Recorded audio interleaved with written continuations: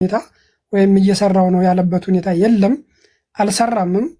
ዝም ብሎ የሚነሱ ፕሮፓጋንዳዎች ናቸው። ፋኖ የኃይል አብላጫ ሲወስድ ከፋኖ ጋር ጦርነት ገጥሞ ያለው አካል ደግሞ በተቃራኒው ፕሮፓጋንዳ ከገሌ ጋር ሆኖ ወጋኝ ከሌ የሚባል ጀነራል ጦርነቱን መራው የሚሉ ፕሮፓጋንዳዎች ይነዛሉ። እነሱ ከፕሮፓጋንዳ ያለፈ እውነትነት የላቸውም ነው መልሴ። ለወደፊቱ ግን አሁን ያልከው አሁን ስትለው የነበረው ህግደፍ ያልከው ተስፋዬ ምናምን ያልከው እውነት ነው። ተስፋዬ የቡርቃ ዝምታ ብሎ ጽፎ የአማራን የኢትዮጵያን ትልልቅ ህዝቦች በተለያየ ቁርሾ ውስጥ እንዲገቡ አድርጎ የጥላቻና የመገዳደል ታሪክ እንዲፈጠር የሚችለውን አድርጓል። ያ የሚካድ አይደለም፣ እውነት ነው። ግን ያንን ያደረገ የፖለቲካ አስተሳሰብ ያበቀለውን ወይም ሲያቀነቅን የነበረውን ህግደፍን ጋብዞ ሀገር ውስጥ በማስገባት የሀገሩን ህዝብ ሲወጋ የነበረው ኢትዮጵያን የሚያስተዳድረው መንግስት ነው። የጨለማ ዘመን አጋራችን ሲል የነበረው ጠቅላይ ሚኒስትሩ ነው ህግደፍን። ሲቀጥል ደግሞ የጀነራል አበባው ታደሰ ከዚህ በኋላ የኤርትራ ጉዳይ የኢትዮጵያ ነው፣ የኢትዮጵያ ጉዳይ የኤርትራ ነው፣ ማንነጣጠል አንድነን እያለ ሲናገር የነበረው እሱ ነው እና እነሱ እንደዛ ሲሉን ነበረ ትናንት። እንደዛ ለማለት የታረቁበትን ምክንያት ለኢትዮጵያ ህዝብ አላሳወቁም። ዛሬም ደግሞ ተጣላን ሲሉ የተጣሉበትን ምክንያት ለኢትዮጵያ ህዝብ ያሳወቁት ነገር የለም። አሁን ትናንት እነሱ ሲሰሩት ጽድቅ የሚሆንበት፣ ዛሬ ደግሞ ሌላው አካል ሲሰራ ኃጢአት የሚሆንበት ነገር የለም። ሊሰራ ይችላል። በፖለቲካ ቋሚ ጠላትም ሆነ ቋሚ ወዳጅ የሚባል ነገር የለም። ወደፊት አስፈላጊ የሀገሩን ጥቅም የሚነካ ካልሆነና የኢትዮጵያን ብሔራዊ ጥቅም የሚነካ ካልሆነና ጠላቴ የሚለውን አካል ለማስወገድ የሚጠቅመው ነገር ካለ ወደፊት ፋኖ አብሮ ሊሰራ ይችላል። ግን ያ ከሀገሩ ብሔራዊ ጥቅም አኳያ መዝኖና ገምግሞ የሚያደርገው ነገር ይሆናል። አሁን ባለው ግን ፋኖ ከየትኛውም ኃይል ጋር ህብረት ፈጥሮ አልሰራም። ያ ነው ማለት። በቃ ዝጋ፣ ሚዩት አርጋ። አንተ ሚዩት አርጋ። ቆይ ዘብር እኔ ልውሰድ። እናመሰግናለን። ዘብር ልውሰድ እኔ። ቆይ ፕሪንስ አንዴ አንተ ተረጋጋና ከላይ ያሉት አዳዲስ ሰዎች ሀሳብ ይስጡ። ከላይ ያለው 4 ደቂቃ አለ፣ ሀሳብህን አስቀምጥ። መልካም። እዛ ሀገር ትቀጥያለሽ። ማይኮ ያነሳቸውን ሀሳቦች ሰምቻለሁ። ካነሳቸው ሀሳቦች አንጻር ሲጀምረው ከዚች ጋር በአንድ ራስ ሁለት ምላስ የሚለውን ከማይኮ አፍ መውሰድ እንችላለን። ከማንም ጋር እንሰራም አለና ሌላው ሲሰራው ጽድቀኛ ስንሰራው ኃጢአት ሆነ እንዴ ብሎ እዚች ጋር ራሱን አስይዟልና እኛ ብንሰራ ነው። ጨረስኩ። ማይኮ ሚዩት አርጋ አዳምጥ። እኛ አንገባም በመሀል። አባቴም ትችቱን ትተህ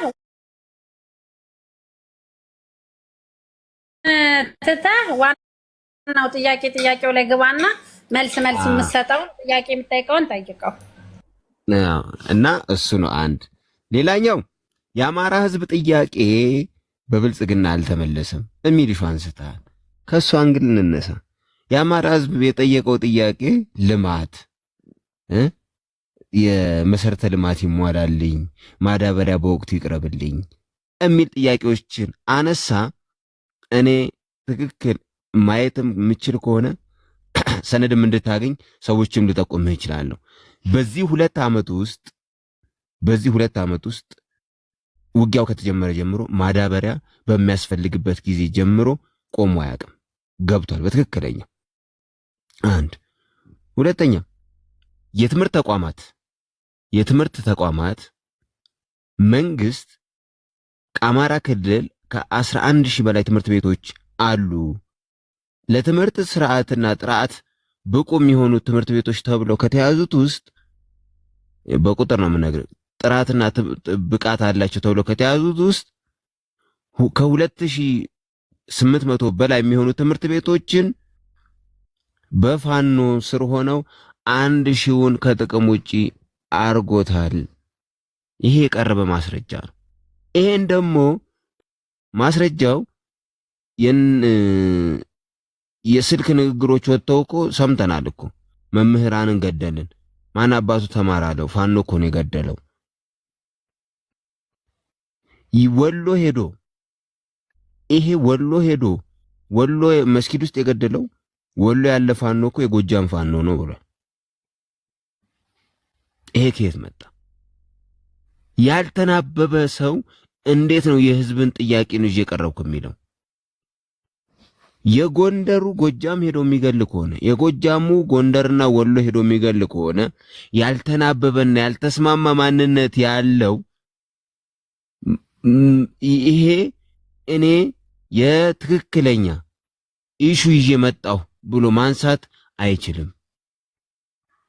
እነዚህ ነገሮች ማሟላት አይችልም። አካሄድ መናገር እፈልጋለሁ። በሃይማኖት ብሔር አታንሱ ይባል ነበር። እነሱ ግን እንደፈለጉ ያነሱ ዝም ትላለህ። ውሸት ነው የሚያወራው ነገር። የነበረውን ነገር ሊገልጽ ነው። እምነት ነው እያነሳ ያለው የነበረውን ግድያውን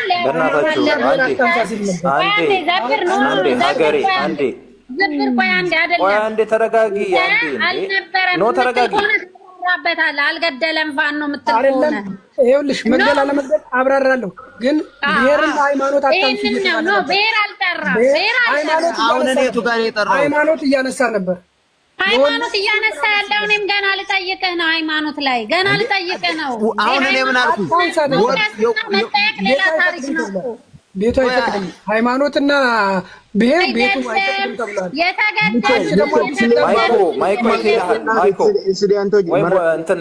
በመጀመሪያ ደረጃ ተራ እያስጠበቅን ወይ ጥሩ ውይይት ማድረግ ነው ያለብን እኮ። ይሄ ሀገራዊ ጉዳይ የራሳችን የሚመለከተ ጉዳይ ስለሆነ ማለት ነው።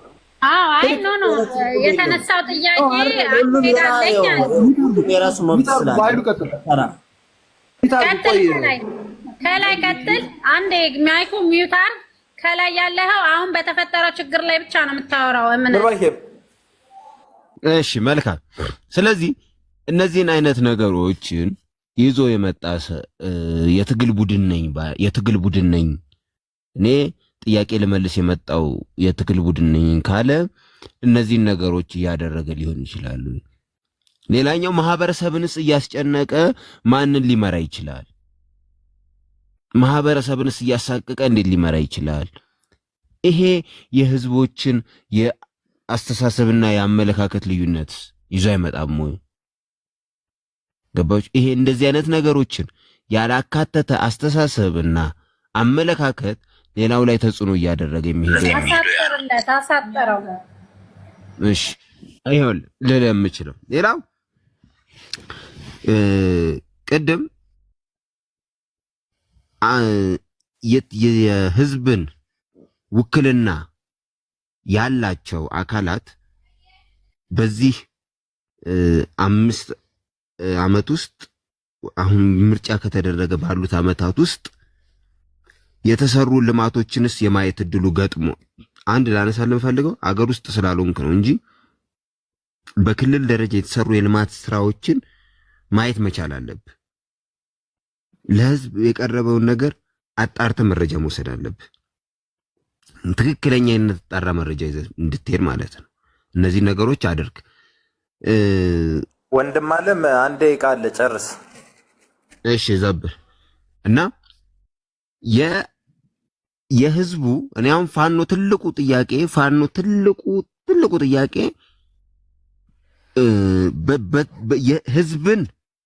ህዝብን የወከለ ከሆነ አሁን ባለው የምርጫ ሲዝን አሁን ለምርጫ እንኳን እስክርቢቶ ይዞ ለማውራት ለምን አይሞክርም?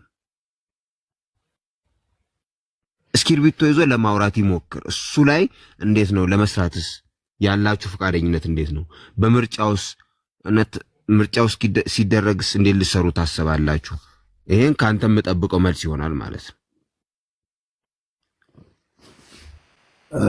ለኔ ስሜን አንስቶ ሚሽን አድርጎ ለቅድም ለተናገሩ መልስ አለኝ። ልግባ ሚት አደርጋለሁ። አንድ ሚኪ ስማ፣ ቅድም ላልከው ለእንትና ጆርጂ ሚኪን ስሙን ሳጠራ ኖርማል በቃ መልስን ሰዓት ያዝልኝ። መልስ አለኝ። ክርስቲያን ማለት ጆርጅ ማለት አይደለም። ክርስቲያን ጆርጅ አይደለም። ቆይ እሺ፣ መልስ ያዝልኝ። ሚት አድርጉ። ዘብር ሰዓት ያዝልኝ።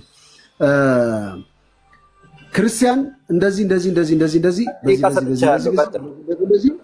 እንደዚህ አድርጎ እስክሪብቶ ይዞ ስለተከራከረ ተጨፈጨፈ፣ ተቀጠቀጠ፣ ምናምን ነገር ጠቅላላ ብንመጣ እኛ አማራዎች ብንመጣ ወይም ደግሞ እኛ ፋኖ ብንመጣ አሳስረን ልጨርሰን ነው ላልኮ መልስ ልስተ ከጌታቸው ረዳ በላይ መከላከያን የወጋ የተሳደበ የተዋጋ ጫካ እስከ ደደቢት ድረስ የሄደ የለም።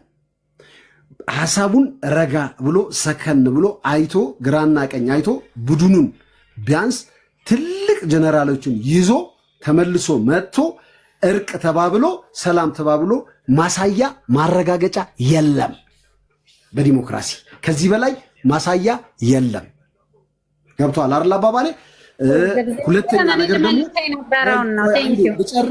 ልጨርስና ቆይ ሁለተኛ ነገር ደግሞ አንተ እውነት ሰው ነኝ ሙሉ ሰው ነኝ ካልክ መረጃ ፍርድ ቤት ቀርቦ ተቀጣቀጥኩ እንደዚህ ሆንኩ እስር ቤት ውስጥ ገብቶ እንደዚህ ቀጠቀጠኝ ምናምን ብሎ ራሱ ክርስቲያን የተናገረው መረጃ እኛ ፍርድ ቤት ሂደናል አይተናል፣ እስር ቤት ሂደናል አይተናል፣ የፍትህ እንትን ገብቶ አይተዋል፣ አልተቀበለም። በጤና ማንኛውም ሰው እንደሚታመሙ ታሟል። ልታከማለ ወጥቶ ታክሞ ተመልሰዋል። ነገር ግን አንተ በምትለው ደረጃ አሰቃቂ እስር ቤት ውስጥ የለም። ለሚሰማችሁ እሱ ላወራው ውሸት ነው። እስር ቤቱ ራሱ ተዘግቷል። ፒያሳ ነበር ማዕከላዊ እስር ቤት ተዘግቷል። አንድ ዝም በል። እንኳን የብልጽግና አባል ጋዜጠኛ ሲቪል ዝም ብሎ እንደኔ ተራ የማይረባ ሰው ገብቶ አይተዋል። ሌሎችም አይተዋል አሉ። ለአማራ የሚከራከሩ ስቲል ደረታቸው ነፍተው የሚሄዱ አማራ ተጎድተዋል፣ አንተ እንደምትለው አማራ እየተጨቆነ ነው፣ ትምህርት ቤት ተዘግተዋል ብሎ የሚከራከሩ ስቲል እስካሁን ድረስ ፓርላማ ላይ አሉ። ማንም ሰው አልነካቸውም። አዲስ አበባ ውስጥ በግልጽ ብልጽግና ለኔ አይመጥነኝም፣ ነገ ምርጫ ሲደርስ አወርደዋለሁ የሚሉ የአማራ ተወላጆች አሉ። ማንም ፖሊስ አልነካቸውም። ማንም ይሄው አዲስ አበባ ነው ያለ ነው። አውሮፓ ወይም አሜሪካ ወይም ሌላ አይደለም ያለ ነው። ነፍሳችን አስይዘን ነው እየተነጋገርን ያለ ነው። አሜሪካና እንትን ቁጭ ብለህ እንደዚህ ያደረገ እንደዚህ እኔ ንገረ ለምታዳምጡም እዚህ ከስር ላላችሁ እንድትበስሉ እንድትመዝኑ አዳምጣችሁ ግራና ቀኝ አይናችሁ እንድታበሩ ነው እንጂ የማንንም ደጋፊ አይደለም። ከህወሓት ግማሽ ተገንጥሎ አሁን ሰላማዊ እርምጃ እየተደረገ አልፎም የትግራይ ህዝብ ከዛ ከጎጠኛ ህወሓት ነፃ አወጣለሁ ብሎ በረሃ ጫካ ክላሽ አንግፎ ይወጣል። ከነሱ በላይ የተዋጋ የለም። ከነሱ በላይ አንተ ሀገር ድረስ ደርሰው ማን እንደመለሳቸው ታውቃለህ። መከላከያ ነው የመለሳቸው። ስለዚህ ተመልሶ ይቅርታ ጠይቀው እንትን ሄደው ተስማምቶ ፈርመው እሺ ብለው ከመንግስት ጋር አብሮ ይሄው ጠቅላይ ሚኒስትር ጎን ጋር እየሰራ ነው። ከዚህ በላይ ማስረጃ ከየት ይምጣ? እንደው በክርስቶስ ከዚህ በላይ ከየት ይምጣ ማረጃ? ከሱ በግል ሁሉ እኔ የማደንቀው አንድ ቀን እንደ አማራ እንደ ኦሮሞ ተሳድቦ ያውቅም። ያ ሁሉ ስድቡ ብልጽግና ብቻ ነበር ሲል የነበረው አለ። ቪዲዮ ታሪክ ቁጭ ብሎ የሚተርክ መዓት ደራሲዎች አሉ፣ እየጻፉት ነው። ከጌታቸው በላይ የተሳደበ የተሰቃየ በረሃ ለበረሃ ደደቢት ድረስ የሄደ የለም። እኔ ልንገርህ፣ የተዋጋም የለም የወጋም ከመከላከያን ነው የወጋው። የእኔ ወንድም ነው እዛ ጋር የወጋው። ነገር ግን በሰላም በእርቅ ሰላም ብሎ ገባ። ያኛው የቀረው አንጃ ግን ጥቅሜ እዚህ ጋር ያለው ፎቄ ህንፃዬ ይመለስልኝ አይመለስልም ለትግራይ ህዝብ ነው። እኛ ደግሞ ለአንተ ዘርፈህ ነው የወሰድከው። ስለዚህ ብልጽግና ማይወስደውም ሌላም ማይወስደውም፣ ነገር ግን ለትግራይ ህዝብ ይመለሳል በማለት ነው እሱን ካልመለሳችሁ ብሎ አሁን ግርግር የሚፈጥር ያለው። ሁለት ይህንን እመልስልሃለሁ ቅድም ለተናገርከው። ሶስተኛ ነገር ደግሞ እስቲ አንተ የምታምነውን ፋኖ ክላሽ አስቀምጦ እኔው ፊቴን መልኬን አውጥቼ ነው የምናገረው፣ ተደብቄ አይደለም፣ ሌላ ነገር አድርጌ አይደለም። መሳሪያ አስቀምጦ ምስክር ለዚህ ቤት ለታሪክ ሪከርድ አድርጉት። እኔ ጆርጆ አባቴ የሞተበት አያቴ የሞተባት ሀገር ነች። እኔም ነገ ጠዋት እዚህ አዲስ አበባ ግንባሬን ለጥይት እሰጣለሁ። ክላሽ አንግቦ ቁጭ አድርጎ ፋኖ የምትለው ይምጣና ይሄ ሐሳብ አለኝ እኔ ይሄ ነገር አለኝ፣ ስለዚህ የኔ ይሰማ ይበልና አንድ ሰው የብልጽግና መንግስት ካሰረው እኔ አደባባይ ላይ ወጥቼ ቪዲዮ እየቀረጽኩ በጥይት እመታለሁ፣ እቃወማለሁ። እንዳንካው እንደ ኦነግ መሳሪያውን አስቀምጦ ዛሬ በክልሉ ስልጣን ተሰጥቶት አመራር ተሰጥቶት ፍተሻ ተሰጥቶት ምን እየተደረገ ነው? ምን እያደረገ ነው? የኦሮሞ ህዝብ ጥቅሙ እየተከበረለት ነው በመሬቱ ብሎ በአይኑ በግንባሩ እንዲከታተል መብት ተሰጥቶት ታጅቦ እየሄደ ነው። ይሄ ፋኖ የምትለው እውነት ጥያቄ ካለው አይደለም ለምስራቅ አፍሪካ ለራሱ ፍላጎት ትክክለኛ አሸናፊ ሐሳብ አለኝ ብሎ መጥቶ መሳሪያ አስቀምጦ እደራደራለሁ ካለ መላው የኢትዮጵያ ህዝብ ነው የምነግርህ ያለሁት። ሴት ልጅ ቀሚሷን አጥፋ ትዋጋለታለች እዚህ አዲስ አበባ። ይህን ያህል ድረስ ነው የምተማመነው በመንግስቴም፣ እኔ በመረጥኩት መንግስትም፣ አባቴ በሞተበትም የመከላከያ አባሉ የሞተበትም ዲሞክራሲ ይሄ ነው። እኔ አስረግጬ እነግርሃለሁ። አሜሪካ ምናምን ተቀምጠ በህዝብ መነገድ ያንን ሚስኪን እንዳይማር ህፃን ትምህርት ቤት እንዳይደረግ የሚደረግ ነገር ትክክለኛ ጥያቄ ካለው ክላሹን ያስቀምጥ፣ ማረሻና ሞፈሩን ያዝ፣ እስክሪብቶ ደግሞ እውቀት አለኝ ፖለቲካ አለኝ ብሎ እዚሁ አዲስ አበባ የአባቱ የእናቱ የአያቱ ሀገር ላይ የሁላችንን ይምጣና በሐሳብ ይሟገትና አይ አንተ በሐሳብ አትሟገትም ብሎ ካሰረው መንግስት ካመፀው እኔ አደባባይ ላይ ወጥቼ ይሄው ብዬ ይሄንን ፊቴን ሳልቀይር ይሄን ያለውን አሳይቼ ቪዲዮ ቀርጬ ለመላው ዓለም አሳይልሃለሁ። ይሄ ብቻ አይደለም ሌላም አለኝ። እኔ በሺህ የሚቆጠር ተከታይ አለኝ። እወጣልሃለሁ። የአዲስ አበባ ልጅ አለ እዚህ አዲስ አበባም የአማራ ብልጽግና ጆርጅ አልጨረስክም? እሺ ሰዓት አላንዛዛውም። ጨርሷል። እኔ ልናገር አሁን ሀገሬ አሰብከለት ትቀጥል። 4 ደቂቃ ሚኮ አይደለም ሀገሬ ትቀጥልና ከዛ በኋላ ይመልስ እንዳይበዛበት መጀመሪያ ይመልስ። ያነሱ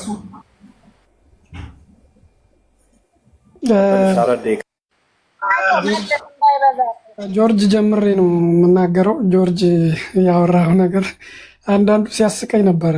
ማለት እዚህ ጋር ምንም ጡጦ የሚጠባ ህፃን የለም ማለት ሁሉም ትልልቅ ሰው ነው ማገናዘብ የሚችልና ማቹርድ የሆነ ነገር ነው ህዝብ ነው ያለው።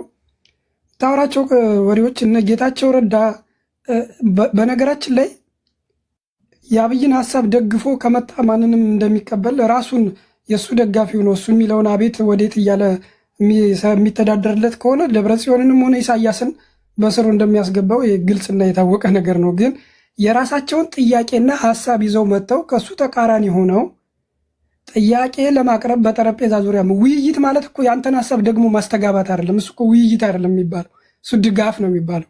ውይይት ማለት አንተ የራስህ ሀሳብ አለ፣ እኔ የራሴ ሀሳብ አለኝ። የኔና የአንተ ሀሳብ ተፋጭቶ ለዛ ፍጭትና ለዛ ውይይት ኦፕኑን አንተ ፈቅደህ ተወያይተህ መጨረሻ ላይ የምደርስበት ውሳኔ ኮንክሉዥን ነው። እሱ ነው የውይይት ውጤትም ውይይትም የሚባለው ማለት ነው።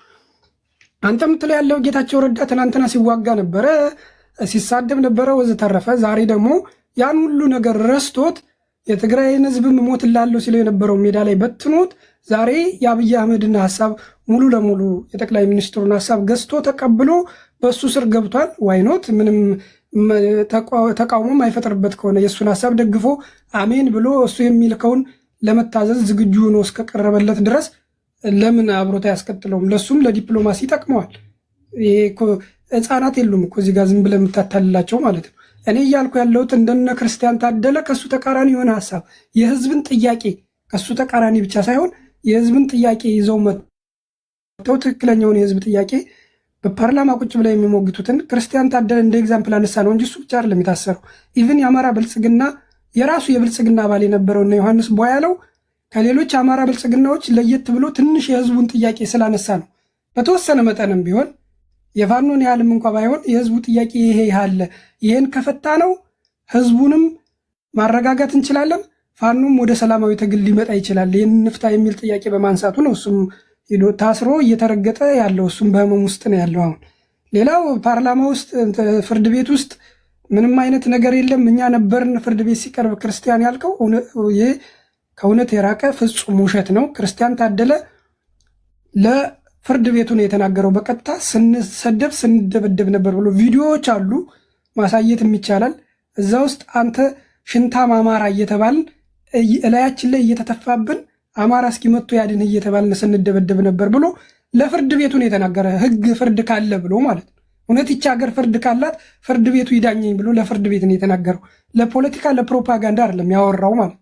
ፍርድ ቤት ውስጥ የተናገረው ነው።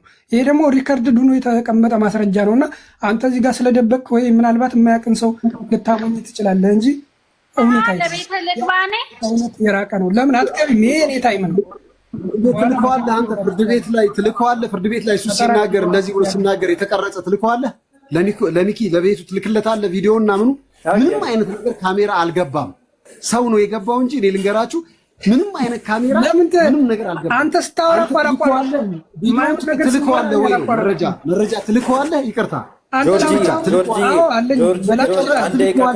እችላለሁ። አንተ ላወራው ነገር መረጃ ታቀርባለህ። አቦ እሺ በሉኛ። እሱ ዝም ብሎ አይደል ያዳመጣችሁ? አይደለም። ቆይ አንቺ ለምን ጣልቃ ትገቢያለሽ? አንቺ በቃ እኔ ያለው አይደል እንዴ እያናገርኳቸው አይደል? ስርዓቱ አንቺ ታስተምሪናለሽ። ማይመስል ነገር ነው እያወራ ያለው እንዴ። ማለት ደቂቃ ስራት ስላለን እኮ ተከባብረን የምናወራው። ደቂቃ ጨርሰው ከዛ በኋላ እንቀጥላለን። ጆርጅ ለዘበርጋ ትልክለታለህ። ለዘበርጋ ትልክለታለህ። ችግር የለውም ቪዲዮ ችግር የለውም። እኔ ደግሞ የምጠይቀው ጥያቄ አለኝ። እናስጨርሰው። እየመረረኝም የምውጠው ምሰማህ የሀሳብ ነፃነትን ለማክበር ያክል ብቻ ነው። ችግር የለውም። ደቂቃህን 1 ሰዓት ከ30 ሴኮንድ ነው እሱ እሰጥሃለሁ። ችግር የለውም። እየመረረኝ የምሰጠህ ማዳመጥህ የሀሳብ ልዩነት ማዳመጥ ስላለብን ነው እንጂ የምታወራው ነገር ትክክል ሆኖ አይደለም። እኔ ከየት አምጥተህ እንደምታወራው አላውቅም፣ ግን ሀሳብህ ነው። ቀጥል። ማፈን አልችልም። 2 ደቂቃዬን እናንተ ናቸው የተጠቀማችሁት። ባይዘው ዘን ከዛ እናንተ ታወራላችሁ። እኔም እኮ ሳዳምጠው እኮ እሱን የእሱ ሀሳብ ትክክል ስለሆነ እውነት ስለሆነ ተጨምሮልሃል። አውራ። እኔ ያለው እኔ እኮ የዚህ ቤት አፈ ጉባኤ ነኝ። ስላላወቃችሁኝ ነው። አውራ። 2 ደቂቃ ይጨመርልሃል። አውራ። አመሰግናለሁ። ሚዩት አድርጊልኝ። ክብርት አፈ ጉባኤ እና እኔም እዚህ ጋር ያለው ነገር ሲወራ ከላይም ላይ ጫፍ ያለው ወንድማችን ሲያወራ ጆርጅም ሲያወራ ሀሳቡ ተመችቶኝ ወይም ትክክል ስለሆነ አይደለም ያዳመጥኩት። የሀሳብ ልዩነት መኖሩ ግድ ስለሆነ ነው ማዳምጠው እንጂ ውሸት ነው የሚያወሩት እንዳለ ሁሉ። ማስረጃ ለምትለው አንተም ለምታወራው ነገር ለእያንዳንዱ ማስረጃ አቅርብ። እኔም ማስረጃ አለኝ። ዝም ብዬ አይደለም ማወራው። ያልተፈጠረ ነገር አይደለም ማወራው። ማስረጃ ካልክ እኔ ጋር ብቻ አይደለም ማስረጃ የሚሰራው። ሁላችንም ለምንናገረው ንግግር ማስረጃ ማቅረብ መቻል አለብን። ከዚህ በተረፈ ግን እውነታው ይሄ ነው እየተካሄደ ያለው። የተናገሩት ነው ሰዎች የደረሰባቸውን ነው እና እንደ ጌታቸው ረዳ ብለህ ይህንን እንደ ዲሞክራሲያዊ መንግስት ልታቀርብልኝ አትችልም። እዚህ ጋር ጡቱን የሚጠባ ህፃን የለም፣ ጣቱን የሚጠባ ህፃን የለም። ሁሉም ትልልቅ ሰው ነው፣ ማገናዘብ ይችላል። ጌታቸው የእሱን ሀሳብ ደግፎ ሂዷል፣ ገብቷል። ያ መብቱ ነው። ግን የራሴን ሀሳብ የህዝብን ጥያቄ ይዘህ በመጣ ትቀበለኛለህ ወይ ነው ዋናው ጥያቄ። ያን ደግሞ አታደርገውም። እንደማታደርገው በብዙ የአማራ ልጆች አይተነዋል ነው። እያፈንክ እስር ቤት ነው የወሰድካቸው። ብዙዎችን ረሽናቸዋል። ስንቶችን እኮ ስትረሽኗቸው የአማራ ባንክ ኃላፊዎችን ገዢዎችን ሁሉ እየወሰዳችሁ እስር ቤት ነው የተረሸነው። በነገራችን የተገደለው ማለት ነው። ምንም አይነት የጠመንጃ ያልታጠቀ ምንም አይነት ትግል ውስጥ ያልተሳተፈ አካል እየወሰዳችሁ የገደላችኋቸው እና በዚህ አይነት ሁኔታ እንዴት ነው ቀርቦ ሊወያይ የሚችለው? ይህንን የሚፈቅድ የፖለቲካ ምህዳር የለም ሀገሪቱ ውስጥ ነው እያልኩ ያለሁት። ለዛም ነው የትጥቅ ትግል እንደ አማራጭ የተወሰደው ነው። ይህ ደግሞ ትልልቅ ፖለቲከኞች ሳይቀር የሚናገሩት የአደባባይ ሀቅ ነው። ሌላው ወንድማችን ለምርጫው ምን ታስባላችሁ ላለው ከላይ ያለው ወንድማችን ምርጫ ሀገሪቱ ላይ የለም፣ ተደርጎም አያውቅም እስካሁንም። አንዴ ነው 97 ላይ ምርጫ ተደርጎ የነበረው። ህዝቡ ትክክለኛውን የሚመርጠውን መርጦ ቅንጅትን ሲመርጥ ምርጫውም ተጭበርብሮ በቅንጅቶቹ አመራሮችን በኢህአዴግም ተብሎ ያኔ ሞቷል ምርጫ። ከዛ በኋላ ሀገሪቱ ላይ ምርጫ ተደርጎ አያውቅም። የፌክ ምርጫ ነው፣ ዝም ብሎ ምርጫ አደረግን ለማለት ነው። ሲጀመር ተቀናቃኝ ፖለቲካ ፓርቲዎች አስሮና በስሙ የጨረሰውን ዝም ብለሽ ጣልቃ አትግቢ በእናትሽ። አስሮና በታትኖ ሀገር አስወጥቶ የጨረሰውን ዛሬ ስለ ምርጫ ብታወራኝ ቀልድ ነው ነው የምልህ። በቃ ገጥመናል ነው አሁን ወንድሜ ሚኮ እዛ ጋር ማለት ነው ዩ ሉዚንግ ክሬዲቢሊቲ።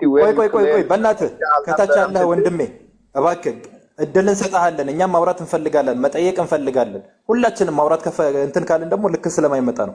ለዛ ነው በስነ ስርዓት ቁጭ ብዬ የምጠብቀው። ክቡር አፈ ጉባኤ እባክዎት ለእኔ ቀጣይ እድል ይሰጡኛል። 15 ሰከንድ አለ፣ አንተ ጨርስ። እንዴት ነው እኔ የምጨርሰው? እናንተ እያወራችሁበት በኔ አፈና ነው እንደ የምታካሂዱት? መሬት ላይም አፈና፣ እዚህም አፈና። ክብርት አፈ ጉባኤ እንዴት ይታየላ ይሄ ነገር? ይስተካከላል። እርሱ በጣም ይበቃል። ዘብር ብዙ ሰዓት ነው እንደውም። አይ ችግር የለውም ዘብር። ብዙ ሰዓት ነው የተሰጠ በነገራችን ላይ።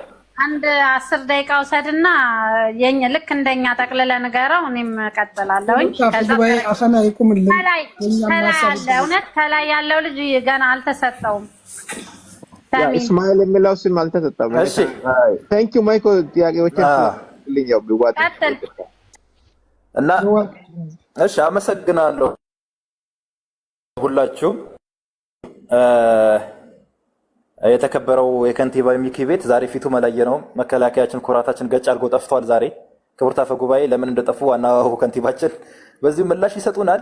ለማንኛውም ሁላችሁም ጆርጂም ሁላችሁም ሰላም ብያለሁ። መጀመሪያ ሰላም ሳልል የገባሁት የጠጅ ቤት ወሬ ስላደረግነው ነው። ወዲና ወዳ ተንጫጫን። ያ ጥሩ ስላልሆነ ነው። መከባበርና መደማመጥ ስላለብን ነው።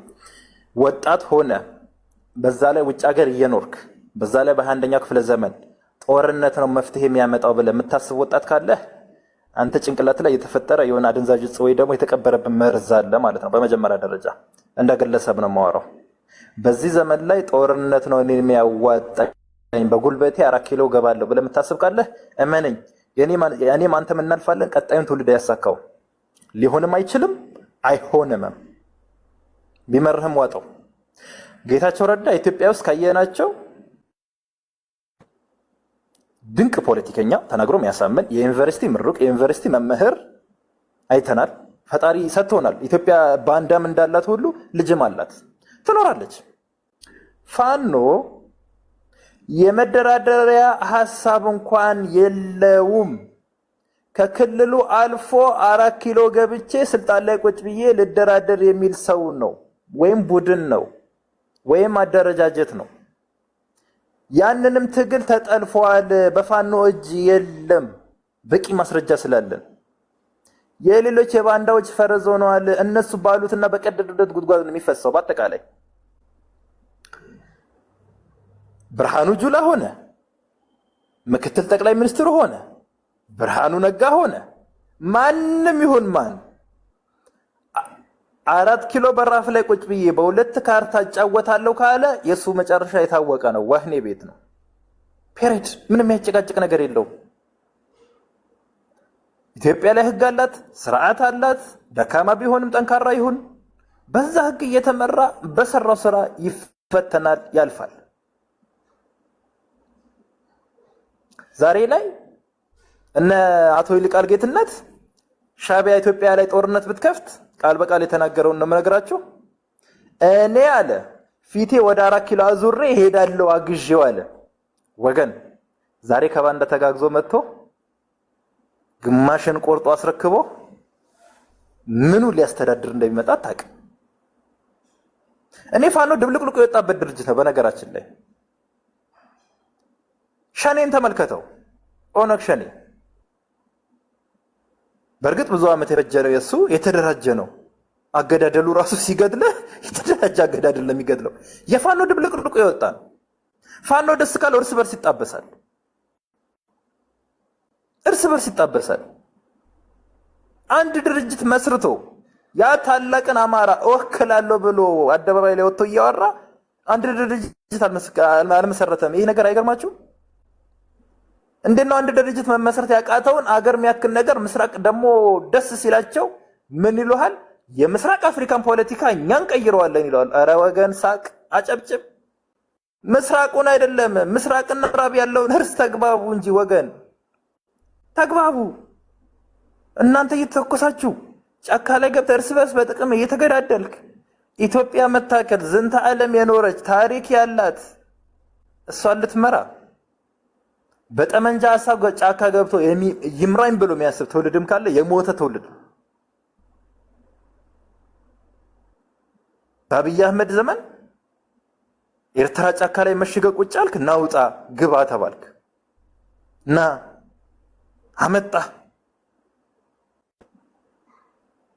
እስክንድር አሜሪካ ሄደ፣ ብር ሰብስቦ መጣ፣ ዘሜ ታሰረ፣ ተፈታ፣ ገቡ፣ መዋጋት ጀመሩ።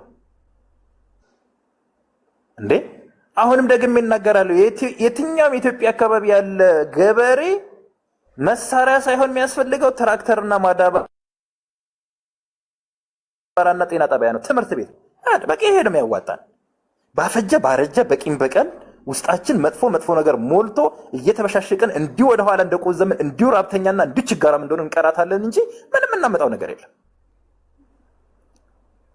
ምንም አዲስ ነገር የለም። ቢመርህም ዋጠው። በቃ ይሄ ነው እውነታው። እኛን የሚያዋጣን ዘመናዊ የእርሻ መሳሪያ ነው፣ ዘመናዊ ትምህርት ቤት ነው፣ ዘመናዊ ዛሬ እናታችን ምን እያደረገች እንደሆነ እያየን አይደል እንዴ? በቃ ይሄ ግዴታችን ነው። ወዴትም ፈቀቅ ልታደርገው አትችልም እንዴ? በዚህ ዘመን ላይ መሳሪያ አንስቼ ልዋጋ የሚል ከዓለም 3 ሀገር ነው ያለው፣ ሱዳን፣ ኢትዮጵያና ሊቢያ ነው። የኋላ ቀርነታችን ብዛት ኢትዮጵያዊ ነኝ ብለው ሲፎግረን የነበረው በሙሉ ጭምብሉ ተገፈፈ። ለካ ኢትዮጵያዊነቱ ጃኬት ነው ለሱ። ሲሞቀው ይለብሰዋል፣ ሲበርደው ይለብሰዋል፣ ሲሞቀው አውልቆ ይጥለዋል። እንደዚህ አይነት ኢትዮጵያዊ እኛ አይተናናቅም። ከታሪካዊ ጠላታችን ጋር ሄዶ አብሮ ታሪካዊ ጠላታችንን እኛን ሰላም እንዳንሆን ቀን ተሌሊት እንቅልፋተው የሚለፉትን እነሱ ጋር ሄዳ አሸርግደ ጭራሽ ምን ትለኛለህ? መንግስት ሰርቷል፣ እኔ መስራት እችላለሁ።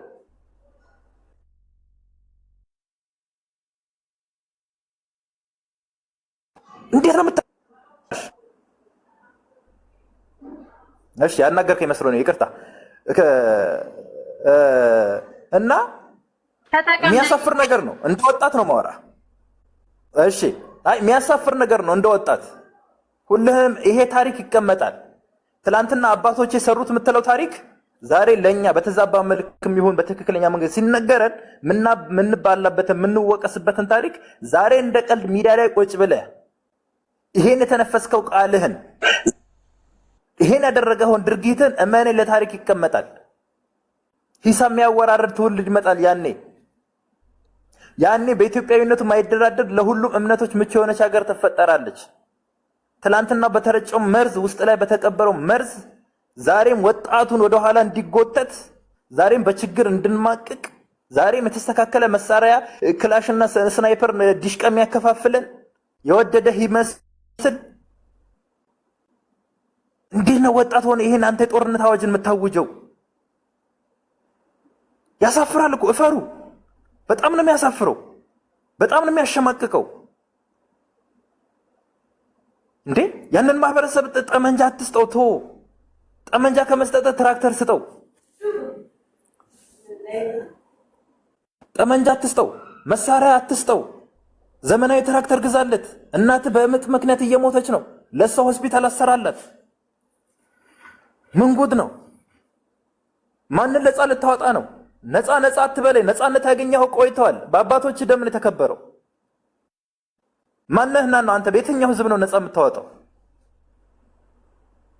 እያንዳንድ ታጥቀ ጫካ ያለኸው ሸፍታ ነህ። ለራስህ ስሜት ስትል ብቻ ነው ጫካ የገባኸው። የራስህን ስሜት ጥቅምህን ነው የምታሳድደው። በየቦታ ሄደ ሰው የምትገድል፣ ገበሬው እየየ ብሎ ሲያለቅስ ማታዳምጥ፣ ዋጠው ቢመርህም እየነዘርህም ዋጠው። ይሄ ነው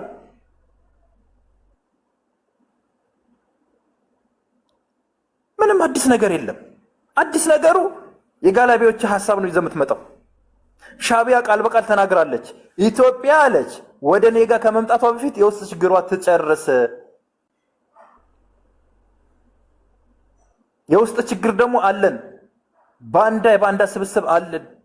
የተሰራ የሚያፈርስ ትምህርት ቤት የሚያፈርስ በየቦታ ህዝብን የሚያሰቃይ የሚገድል መከላከያ የሚያክል ተቋምን በየመንደሩ የሚያርመሰምስብን ስንት ሐሳብና ስቃይ ያለብን ትውልድ ነገ ይፋረዳል። እንፋረዳታለን፣ በልጆቻችን እንፋረዳለን። ዛሬ ችግር የለም። ሰላም ልልክ ነገር ጨረስክ?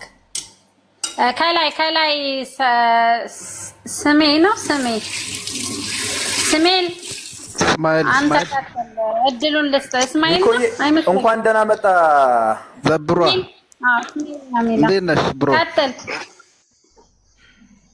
ከንቲባው ተናፍቀሃል እኮ ጠፋህብን። ምንድነው ፊትህ እንደ አለው አሁን እኮ የተወሰነ ሰዓት አሁን ወጥቼ ነው ኢሜል ምናምን እየጻፍኩ ነበር። ለዛ ነው አለው ብሮዬ። እኔ ለቀጥል። እስማኤል ከላይ ያለው እስማኤል የለም። ጨርሱ ብዬ ነው አውርታችሁ ከጨርሱ ድረስ ምንድነው? አይ ቆይ አንዴ አውራ። አሁን አንተ ነህ ፋኖ ነህ እኔ ኢትዮጵያዊ ነኝ። ኦኬ ኢትዮጵያዊማ እኛም ኢትዮጵያዊ ነን። አባቴ ፋኖ ከሆንክ ብለን ቀጥል ሀሳብን ምንም ሆነ ፋኖ ኢትዮጵያ አይደለም እንዴ? ክብርት አፈ ጉባኤ ፋኖ ኢትዮጵያ አይደለም? አገላለጽ ቅድም አንተን የከለከልን ብሔር አውራ ሰምቻለሁ። አሁን የኔ ተራ ነው ላውራና አሁን እስማኤል ተራ ነው። እሺ አይ ላስረዳው ብዬ ነው የተባለበት። ኦኬ እስማኤል 5 ደቂቃ አለ፣ መቀጠል ትችላለህ ሀሳብን ስታር። እሺ ቴንክ ዩ። እኔ የፋኖ ትግል አሁን ላይ ያው መጀመሪያ ትግሉ በሚጀመርበት ጊዜ እና ሳምነው የጀመሩት ትግል የአማራ ህዝብን ጥያቄ ይመልሳል ተብሎ የተጀመረ ትግል ነበረ። የአማራን ህዝብ የነበረበትን ጭቆና ለማጥፋት የተጀመረ ወይም ደግሞ የአማራን ህዝብ ከሌላው ጭቆና ህዝብ ጋር እኩል በሚታይበት መንገድ ለመፍጠር የተጀመረ ትግል ነበረ። አሁን ላይ ግን የፋኖ ትግል ተጠልፏል። ስልጣን በሚፈልጉ ሰዎች ተጠልፏል የፋኖ ትግል። እሱን ደግሞ ያስከተላቸው ነገሮች ያው ለሆዳቸው አደር የሆኑ ሌቦች ተፈጥረዋል በትግል ውስጥ። አሁን ፋኖ ሌብነት ጀምሯል። ይሄ ኦቬስ የሆነ ነገር ነው። ማረጋገጫ የምትጠይቁ ካላችሁ ማረጋገጫ ማቅረብ ይቻላል። እንደውም አሁን ላይ አማራ ክልል ውስጥ የምትኖሩ ሰዎች ካላችሁ ፋኖ ደርሶ የመጣ ሰው ቤት የሚሰራበት ሀብት ንብረት የሚያፈራበት ጊዜ ሆኗል። በጣም የሚያሳዝን ነገር ነው። ለህዝብ ትግል ወጥቻለሁ ቢለንተን እንደዚህ አይነት መንገድ አይታገልም። ሲቀጥል 7-6 መስቀል አንገት ላይ አድርገህ የምትዋጋው ጦርነት የህዝብ ጦርነት ሊሆን አይችልም። የአንድ እምነት ብቻ ጦርነት፣ የአንድ እምነትን ብቻ ይዘህ የምትዋጋው አይነት ጦርነት፣ ቤተ መቅደስ አስቀድሰህ የምትዋጋው አይነት ጦርነት አባቴ እምነት አይገባም፣ ብሔር አይገባም። ይሄ ማንነቱ ስለሆነ አትከልክኝ እናቴ፣ ሐሳቤን ልግለጽ። ብራዘር ማንም ሰው የፈለገውን እምነት የማምለክ መብት አለውና መብት ነው። ቆይ ሰምቻለሁ፣ እስካሁን ድረስ ሰምቻለሁ። ልቀጥል። ብሔር አይነሳም ሲባል ነበር እዚህ ቤት፣ እምነት ብሔር አይነሳም እየተባለ ነበር። ችግር የለውም። እሺ ችግር የለውም። ምን ያለው አሁን ኢንተራፕት አታርጉት ፕሊዝ፣ ኢንተራፕት አታርጉት። የመጣው አንግል ኢትዮጵያ ትልቅ ነገር ነው እና እሱ የተናገረው ፓርቲ ብሎ ከመጣ ሁሉም ወክሎ ይምጣ ማለት ነው። ቆይ በቃ ማንም ሰው ሚውት አታንሱ። ማይኮ ሚኪ ሚውት አታንሱ። አንዴ ኢንተራፕት አታርጉት፣ ልጁን ያውራ እንዴ። እንግዲህ ችግራችሁ ይሄ ነው። የአማራ ፋኖን ወክላችሁ የምትመጡ ሰዎች አትሰሙም። የማለመስማት ችግር አለባችሁ። ባያስድ ስለሆናችሁ ያለመስማት ችግር ስላለባችሁ አም ሶሪ። ግን አሁን ላይ ያለው የፋኖ እንትን የስልጣን ፍላጎትና የሀብት የማካበት ፍላጎት እንደሆነ ሁላችንም እናውቃለን። ይሄንን ነገር ማጥፋትና እንደገና ትግሉን መጀመር አማራን ከፍ ያደርገዋል። አንድ ነገር ነው። ሁለተኛው ነገር ደግሞ ትግሉን ከጠመንጃ ትግል ወደ ወረቀት ትግል ወይም ወደ ጠመኔ ትግል መቀየር፣ ወደ እስክሪብቶ ትግል መቀየር አንድ አማራጭ ነው። ይሄ ትግል አማራ ህዝብ ላይ ኢንቨስት እንዳይደረግ አሁን ላይ እኮ ክልሉ እኮ እየቀረ እኮ ነው ወደኋላ። ክልሉ ቀረ ማለት ህዝቡ ቀረ ማለት ነው። የአማራ ህዝብ ነገ ክልሉ ውስጥ ሰርቶ መኖር አይችልም። መሰረተ ልማት የለውም። ነግዶ ማትረፍ አይችልም። በተረፈ ደግሞ ሰርቶ መኖር ነግዶ መኖር የማይችል ህዝብ ደግሞ በእውቀትም ለውጥ ማምጣት አይችልም ወደፊት ማለት ነው። በሚቀጥለው ደግሞ 4 ኪሎ ገባለሁ የሚል አስተሳሰብ የያዘ እንትን የሚገርም ነው። 4 ኪሎ ገባለሁ የሚል አስተሳሰብ የያዘ ተዋጊ የሚዋጋበት መንገድ ይሄ አይደለም። 4 ኪሎ ገባለሁ የሚል ተዋጊ የራሱ የሆነ ስትራክቸር ሊኖረው ይገባል። የራሱ የሆነ ኦፊሻል እንትኖች ሊኖሩት ይገባሉ። የራሱ የሆነ እንደውም የሚሰጡት መግለጫ አይታችሁ ከሆነ እኮ የ5-6 ፔፐር መግለጫ ነው። 5-6 ፔፐር መግለጫ ተመሳሳይ ባያዝድ የሆነ ተመሳሳይ ድግግሞሽ ያለው መግለጫ ማለት ነው። ይሄ የሚያሳየው ፋኖ ውስጥ የተማረ ሰው የለም ወይም ደግሞ የተማሩ የሚያጠፉ ሰዎች አሉ ማለት ነው። አውቀው ነገሩን የሚያበላሹ የአማራ ህዝብ ወደፊት እንዲጠላ የሚያደርጉ ሰዎች አሉ በውስጡ ማለት ነው። እንዴ መቃወም ካለብህ እኮ ኦሮሚያ ክልል 1000 ትራክተር ሲገባ አማራ ክልል ስንት ትራክተር ነው የገባው? ይሄንን መቃወም ነበረብህ። ህዝቤ እያረሰ እየበላ አይደለም። ኦሮሚያ ክልል ኢንቨስትመንት ሲደረግ፣ ኦሮሚያ ክልል ልማት ሲደረግ ህዝቤ ውስጥ ልማት የተደረገ አይደለም። ህዝቤ ውስጥ የተጨቆነ ነው፣ በኢኮኖሚ የተጨቆነ፣ በኢኮኖሚ የተገለለ ብለን መታገል ነበረብህ።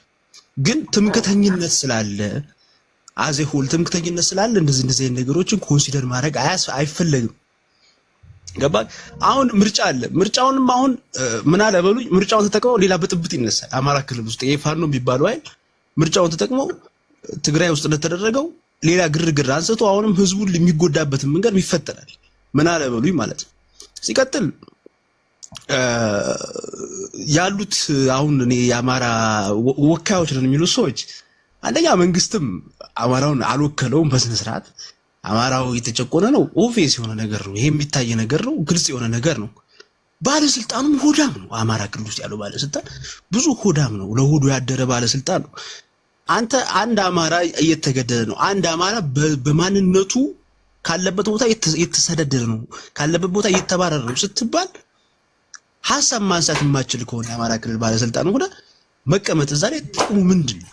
ገባ ካረን? ለዚህም ነው እነዚህ አይነት ነገሮችን ኮንሲደር እያደረገ የማይዋጋ ተዋጊ ለአማራ ህዝብ ጭቆና ተዋጊ ሳይሆን የአማራ ህዝብ ጭቆና የሚያባብስ አካል ነው። ገባ ካረን? ህገ መንግስቱ ይቀየር ይላሉ። አሁን ፋኖች እዚህ ውስጥ ያሉ ለምንድን ነው ህገ መንግስቱ ይቀየር የተባለው ብትላቸው አያውቁም ለምን እንደሆነ። ገባ ካረን? የትኛው ፓርት ነው ህገ መንግስቱ የሚቀየረው ብትላቸው አያውቁም። ማንም የሚያውቀው የለም። እቺን ለፕሮፓጋንዳ የሚጠቀሙት ማለት ነው። እንደውም በዚህ ተያይዞ ማይኮ ራስን እንድትመልስልኝ ይፈልጋል። ሚኮ ኦር ሰምቲንግ ታች ጋር ያለው ልጅ ህገ መንግስቱ ለምንድን ነው የሚቀየረው? የህገ መንግስቱ የትኛው ፓርት ነው ይቀየርልን የምትለው? ገባ ካረን? ይሄንን ነገር ታውቃለህ ወይስ አንተስ? ይሄንን አያይዘህ እንድትመልስልኝ ይፈልጋሉ። ቴንክ ዩ። ኦኬ፣ በጣም አሪፍ እስማኤል። እኔ አፈ ጉባኤ ነበርኩ እስካሁን አላወራሁም። አንተስ? እሺ ሀገሬ ጎሄድ ቀጥይ። 5 ደቂቃ አድርጌልሻለሁ። እሺ እኔ አመሰግናለሁ እስሜል። በጣም በቃ እግዚአብሔርን ነው ለአንተ ደጋፊ አይደለህም። መንግስት አገላለጽ ያስታውቃል፣ ግን ተቃዋሚ ነፋን ነው። እንዲህ አይነቶቹም በጣም ነው የምንደግፋቸው። ምክንያቱም በአንዳነት የለብህም አንተ። በቃ አንተ ኢትዮጵያዊ ነህ። እንደዚህ አይነቱ አሁን በቃ ትክክለኛ ነው። እኔ ለማይኮ ብዙም መልስ የለውም፣ አይችልም። ምክንያቱም ማይኮ የሚችለው ውርርድ ነው የያዘው፣ ይሄ ብሽሽቅ እስካሁን በሚመልሳቸው መልሶች። እኛ እንደዛ አይነቱን አይደለም ፈልገው ያየው ብህን እየነገርኩህ እኮ ነው መሄዳው። እኔ ጆርጅ መልሴን ሰጥቶልኛል፣ ከላይ ስሜል መልሶልኛል፣ ዘብር መልሶልኛል። ግን እኔ አንድ ጥያቄ የምጠይቅህ ከአመራርህ አሁን አንተ ከማንም ጋር አካል አንሰራም ብለሃል። ከአመራርህ ሄዶ ኤርትራ የተቀመጠውን ታውቀዋለህ? ይህንን ብቻ መልስልኝ። አመሰግናለሁ።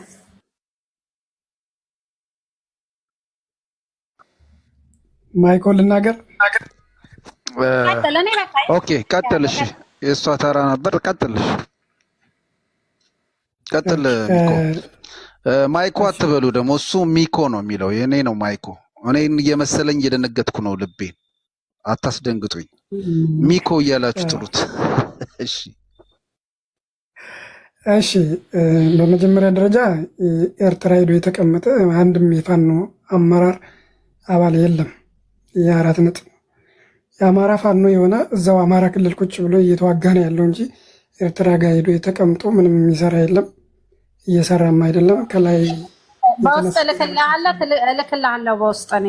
እሺ ጥሩ ላኪልኝ። ለምንድን ነው በውስጥ ነው? እዚህ ለሁላችን አይሆንም እንዴ?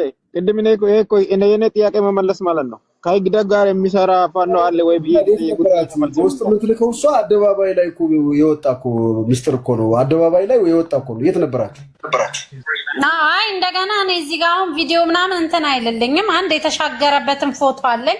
እሱን እስክፈልግ ምናምን እንትን አልልም ብዬ ነው። በውስጥ ባረግላት ሼር ስለሚሆን ብዬ ነው። ጥሩ አድርጊው፣ ችግር የለውም። ከዛ ውጭ ግን ከላይ የተነሱ ዝም ብሎ ራሱን እንዳዋቂ የሚያይ አንድ ግለሰብ የሚኮፍስ፣ ሌላውን የሚያቃልል፣ የሚንቅ፣ ዝቅዝቅ የሚያደርግ ይሄ ነው ባይዘወይ በሀገራችን ላይ ተከባብሮ አብሮ መኖር እንዳይቻል ያደረገው እኔ ነኝ የማውቀው እናንተ አታውቁም። እና ዝም ብሎ ውንጀላዎች፣ ተራ ውንጀላዎች ናቸውና ይህ ምንም ነጥብ የሌለው ነገር ነው ሲወራ የነበረው። የአማራ ሕዝብ ጥያቄዎች አሉት። ጥያቄዎቹ ደግሞ አንዱ ከጥያቄዎቹ ውስጥ እዚህ ጋር ወንድሜ ሲያነሳ የነበረው ትራክተር ምናምን ያለው እሱ የኢኮኖሚ ጥያቄ ውስጥ የሚጠቃለል ነው። ትራክተርም በለው ማዳበሪያም በለው የኢኮኖሚ ጥያቄዎች አሉት የአማራ ሕዝብ በዛ ውስጥ የሚጠቃለል ነው። የፖለቲካ ጥያቄዎች አሉት፣ የመልካም አስተዳደር ጥያቄዎች አሉት፣ በርካታ ጥያቄዎች አሉት። እነዛን ጥያቄዎች ይዞ ነው ፋኖ ወጥቶ እየታገለ ያለው።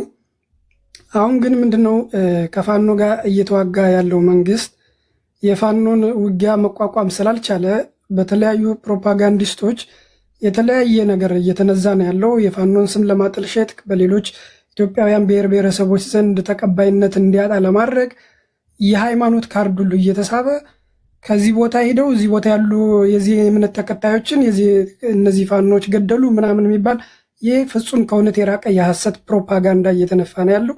ይሄ ደግሞ እንደ ሀገርም አያስቀጥለንም፣ እንደ ህዝብም አብሮ ያስኖርም። እንደው ተወያይቶ ወደ አንድ ለመምጣትም ከተባለ እንዲህ አይነት ነገሮችን አንተ በሚዲያ እየዘራህ እንዴት ነው አንድነት ሊመጣ የሚችለው? ስለ አንድነት የሚያወራ ሰው እኮ መጀመሪያ የሚያቀራርብን ነገር ነው የሚያወራ። የሌለ ነገር የገጠምከው አካል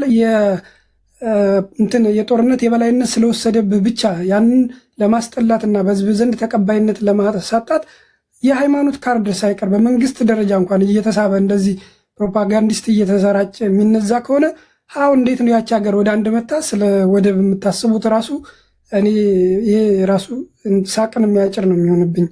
እና ይህ አካሄድ የትም አያደርስንም። እውነታውን ይዘን ከእውነት ጋር ብንጓዝ ግን ወደ አንድ ልንመጣ እንችላለን አንድ ቀን። ግን መወነጃጀልና ከእውነት የራቀ ፕሮፓጋንዳ በመንፋት የሚመጣ ነገር የለም ነው፣ ጠብ የሚል ነገር የለም ነው እያልኩ ያለሁት። ከዛ ውጭ አንዱ ሲያወራ ስለ ሃይማኖት አይፈቀድም ይባላል፣ ሌላው ሲያወራ መስቀል ተሸክሞ እንደዚሁ ነው።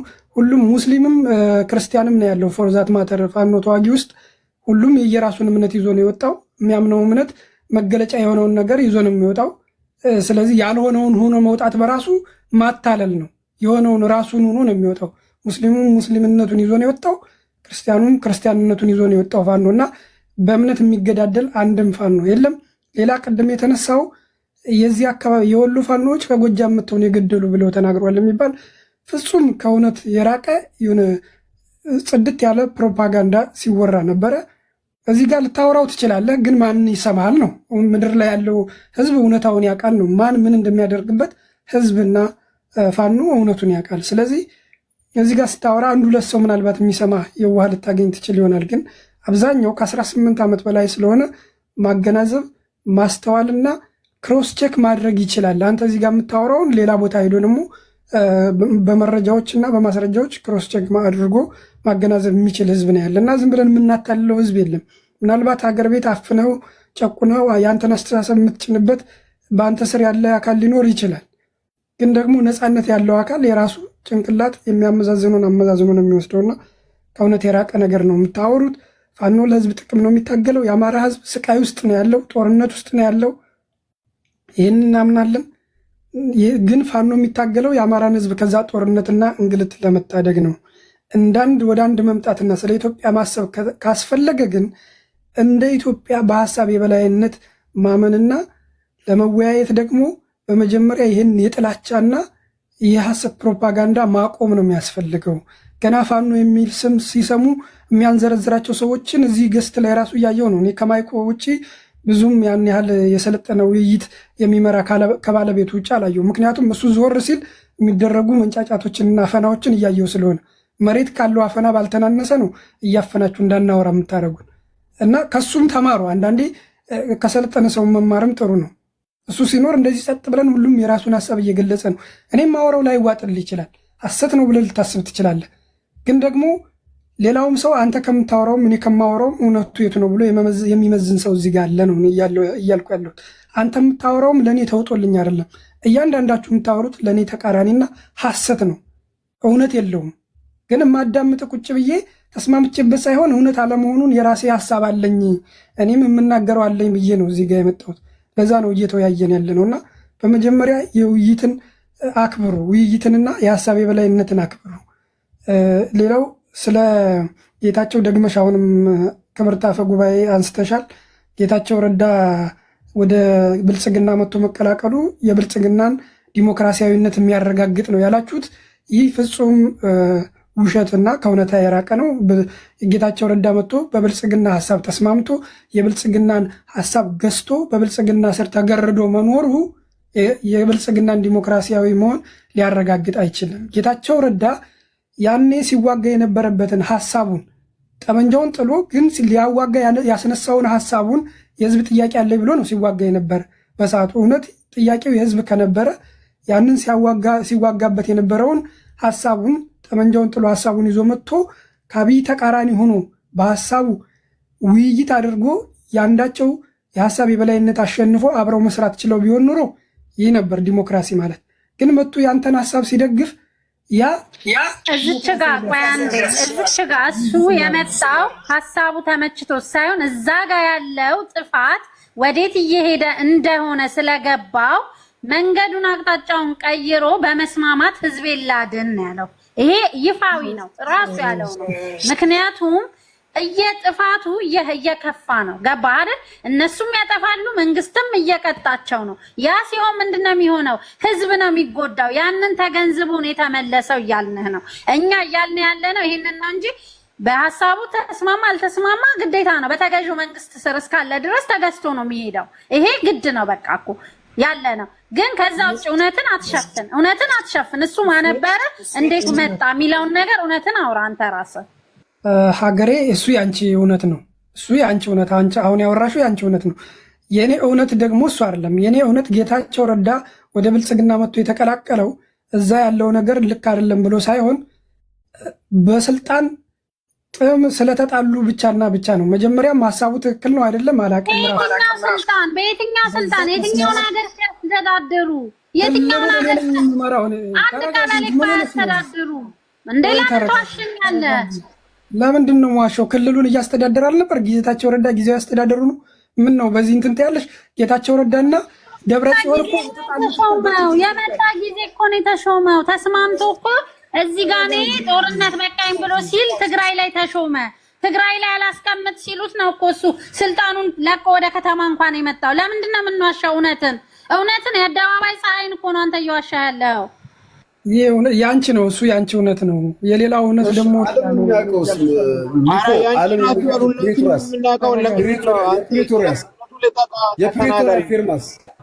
የፕሪቶሪያ ፊርማስ ሚቆየ ወንድሜ፣ የፕሪቶሪያ ፊርማ ዓለም የሚያውቀው እሱ ውሸት ነው። ቆይ ተረጋጋሚ ጆርጅ፣ ወደዛ እመጣለሁ። የፕሪቶሪያው ስምምነት መጀመሪያ ጌታቸውን የትግራይ ክልል ጊዜያዊ አስተዳደር ሆኖ እንዲቀመጥ ያደረገው ነው የፕሪቶሪያው ስምምነት። ከዛ እንጂ ብልጽግና የሰጠው ስልጣን አይደለም፣ ጊዜያዊ አስተዳደር ነው። በፕሪቶሪያው ስምምነት መሰረት ነው እዛ ጋር ጌታቸው ረዳ ጊዜያዊ አስተዳደር ነው የተቀመጠው። ከዛ ምንድነው የሆነው? እነ ደብረጽዮን ደግሞ የጌታቸውን ጊዜያዊ አስተዳደርነት የትግራይ ጊዜያዊ አስተዳደርነት አንቀበልም፣ ጌታቸው የብልጽግናን ሀሳብ እያስፈጸመብን ነው በሚል የስልጣን ሽኩቻ ተነሳ። ሁለቱ አልግባባ ሲሉ ጌታቸውን አስወጡት። ጌታቸውን ሲያባረሩት አምልጬ ነው የመጣው ብሎ እሱ ራሱ እኮ ተናግሯል እኮ። ልታፈን እቅድ ተይዞልኝ ነበረ እንደ ድንገት ነው ዛሬ የወጣሁት ብሎ ጌታቸው ራሱ ተናግሯል። እናንተ እዚህ ጋር የምትደብቁት አይደለም። እሱ ላለመታፈን እዛ ጋር ላለመያዝ በስልጣን ስላልተስማሙ ጥሎ ወጣ፣ ብልጽግና ጋር ገባ። አለቀ። መጀመሪያም ስልጣን ነበር ሲያዋጋው የነበረ ማለት ነው። የህዝብ ጥያቄ አልነበረም። የህዝብ ጥያቄ ቢሆን ኖሮ የነበረው ብልጽግና ጋር መጥቶ ሲገባ የህዝቡን ጥያቄ እንደያዘ ይመጣ ነበር እንጂ የብልጽግናን ፕሮፓጋንዳ ይዞ ትናንትና ሳደርግ የነበረው ስህተት ነበር ይቅር በሉኝ እያለ ተመልሶ ሌላ የብልጽግናን ሀሳብ ተሸካሚ ሆኖ አይገኝም ነበር ነው። መጀመሪያም ጥያቄው የስልጣን ነበር። ብልጽግና ስልጣን ሰጥተው እሱ እንደዛ ከሆነ የሚቆየ እግረ መንገድህ እነዛ ሁሉ ጀነራሎችና እነዛ ሁሉ ወታደሮችና እነዛ ሁሉ የቆሰሉስ ከሱ ጋር አብረው በሐራ መሬት ያሉትስ ግርድና ነው። እነሱስ ግርድና ነው። ክላሽ ይዘዋል፣ ዓላማ ይዘዋል። ከሱ ጋር ሆነው ሐራ መሬት ላይ ብለው መስርተው የእሱን ሀሳብ ደግፈው እንደገና ትግራይን ነፃ እናወጣለን ከህወሓት ብለው የመጡት እነሱስ ግርድና እያልክ ነው። በረሃ ላይ ያሉትን እነሱስ ምን ትላቸዋለህ? ግርድና ነው ትለዋለህ? እነሱም በጌታቸው ሀሳብ ተስማምተው ከጌታቸው ሳይድ ሆነው ለሁለት ተከፍሏል። የትግራይ ክልል እንትን ለሁለት ተከፍሎ ስለነበረ በጌታቸው ሳይድ እና በደብረጽዮን ሳይድ የነበሩ አሉ። ጌታቸው መጥቶ ብልጽግና ውስጥ ገባ። በሱ ስር የነበሩት ጥሏቸው መጣ። በረሃ ላይ ስለነበሩ እነሱ እዛው የትጥቅ ትግላቸውን ጀመሩ። ደብረጽዮን የራሱን አንጃ ይዞ በታደሰ ወረደ አማካኝነት ክልሉን አሁን ይዞ ነው ያለው ሁኔታ ይሄ ነው። ጌታቸው በረሃ ላይ ያሉት በውሃ ጥምና በአለመመቻቸት ያው ቃጠሎ በረሃ ላይ ያሉትን እነሱስ ጌታቸውን ግርድና አልከው ሚቆየ ረጋ ብለን እንድታስረዳን ነው። እነሱስ እነዚህ እንዳንተ ወጣት በሺህ የሚቆጠሩ ወጣቶች መቀሌ ይቅርብን አዲስ አበባ ይቅርብን ብለው እዛ በረሃ ላይ ያሉት በውሃ ጥም እየተቃጠሉ ያሉ ወንድሞቻቸውን ዲሞክራሲ ለማድረግ ከህወሓት ቀንበር ለማስወጣት ከጌታቸው ጋር ሆነው እዛ ጋር የገቡት እነሱስ ግርድና ነው የምትለው ወይስ ምንድነው? ድንቁርና ምንድነው የምትለው? እነሱስ ስለነሱስ ንገረኝ። ምንድነው? ጆርጅ በመጀመሪያ ደረጃ ጌታቸው ረዳና እዛ መሬት ላይ ያሉት አንድ አይደሉም። ዛሬ እነሱ ያሉት እዛ ለትግራይ ህዝብ እንዋጋለን ብለው ነው። የራሳቸው ዓላማ ይኖራቸዋል። ጌታቸው ረዳ ደግሞ ብልጽግና ሆኖ በልጽጎ ቁጭ ብሏል። እዚህ ጋር በብልጽግና አንደኛ አጀንዳ እያስቀየርክ ነው ያለው። እኔ ስለ ጌታቸው ረዳ የማውራት አይደለም። አይ ሚኮ አንተ የራስህ ማለት ነው። ቅድም አበባው ጀነራል አበባው በቃ ድምጽ ይታክለል ማይኮ ሚኮ ይታክለል ሚኮ ታክለልና ለታች ላለው እንድንሰጣው ማይኮዬ ማን ሚኮዬ በርካታ እንዲቀጥል ላይ ክላሽ አቁመው ፕሪቶሪያ ላይ ተስማምተው ሁሉም ዋላ ህወሓትም ነው የተስማማው፣ ዋላ ደብረጽዮን ነው የተስማማው። ከመጡ በኋላ ደግሞ እሺ በሐሳብ ልዩነት ብልጽግናን አንቀበልም ፕሪቶሪያን አንቀበልም ብሎ ቀሩ። ከጌታቸው ጋር የመጡት አብሮን የመጡ አልከኝ። አሁን እዚሁ ላይ እንደገና መለሰ ደግሞ ከሱ ጋር አይደሉም ትለኛለህ። እሱ እኮ ነው በስነ ስርዓት ሐራ መሬት ላይ በስነ ስርዓት እዛ ጋር እሱን ተከትሎ ጀነራሎቹ ከነ ወታደሮቻቸው ያውም ታንክና እንትን ነው የያዙት፣ እንደ ዝም ብሎ ክላሽንኮቭ አይደለም። እነዚህንም ከነሱ ጋር አይደለም ደግሞ መልሰት አይጋጭብህም? ሚኮይ ይህንን ግልጽ አድርግልኝ። አብሮን ይመጣል ጆርጅ። እኔ ስለነዛ ታጣቂዎች እኔን የሚመለከት ጉዳይ አይደለም። እነሱ የራሳቸው ሀሳብ ይኖራቸዋል። ሰላም እንደነሱ እንዲመጡ እኮ ነው። ተረጋጋ። ይመለከታል። ኢትዮጵያዊ ነው እኮ ፋኖም እንዲመጣ ስለምፈልገው እኮ ነው። ፋኖም እኮ ስለምፈልግ ነው። ምንድን ነው ማይክ ሚውት አድርግና እንትና ዋርካ ሀሳብ ካለ የሚጠይቅ ነገር ካለ አገሬ ሀሳቤን አልጨረስኩም። አፈናውን ተይ አፈ ጉባኤ ፕሊዝ። ጨረሰም። ቆይ አገሬ መሀል ላይ አትግቢ፣ ዝም በይ አንዴ። ቆይ መስመር ላስይዞ የተሳሳተ ከጠየቅ እንዲመለስ ጊዜ ነው። አሁን እነሱ ትክክል እየሄድ ነው። ማይኮዬ ጊዜን ይይዝልሃለሁ። ሚኮዬ ጊዜን ይይዝልሃለሁ። እኔ እኮ የኔ ሀሳብ እኮ ጌታቸው እንደዛ ተስማምቶ ወደ መንግስት መጥተዋል። ወታደሮቹም ወደ ብልጽግና መጥተው ወይም ደግሞ ካለው ገዢ መንግስት ነው ብሎ አምኖ ተቀብለው በምርጫ የተረጋገጠ ነው። በቃ አንተ መንግስት ነህ ታሻግረናለህ ብሎ አምኖ መጥተዋል። አንተ ገረድ ነው ብለዋል። እንደገና ደግሞ እኔ የኔ ሀሳብ እንደሱ ገረድም ምንም ተፋክተው እዚህ ጋር መጥተው ፋኖ ትግል ትቶ መገዳደልን ትቶ የሚሞተውም ፋኖ ወንድሜ ነው፣ መከላከያም ወንድሜ ነው። ነገ ጠዋትም መከላከያ አንተ እንዳልከው እንትን ካለ እኔ መከላከያ ልሆን ነው፣ ልመጣ እችላለሁ። እኔ ወታደር ሆኜ ልመጣ እችላለሁ በዚህ ከቀጠለ። ስለዚህ ይሄ ከሚሆን ብዬ ነው ሀሳቤን ቅድም ያቀረብኩልህ ነበረ። ግን መተ ግርድና ካልከው ለጌታቸው ነገ ጠዋት ፋኖ ኦኬ እሺ በንግግር አምናለሁ ብለው ከዓለም መንግስታትን እንደው የሚያውቁት ከሆነ ተስማምቶ ወደ ብልጽግና ከመጣ ደራድራለሁ ካለ ግርድና ነው ልትለው ነው ማለት ነው። በአንተ በግላ ሀሳብ ማለት ነው። ነገ እኮ መስማማት አይቀርም። ከጦርነት በኋላ መጨረሻ ሁል ጊዜ ድርድር ነው።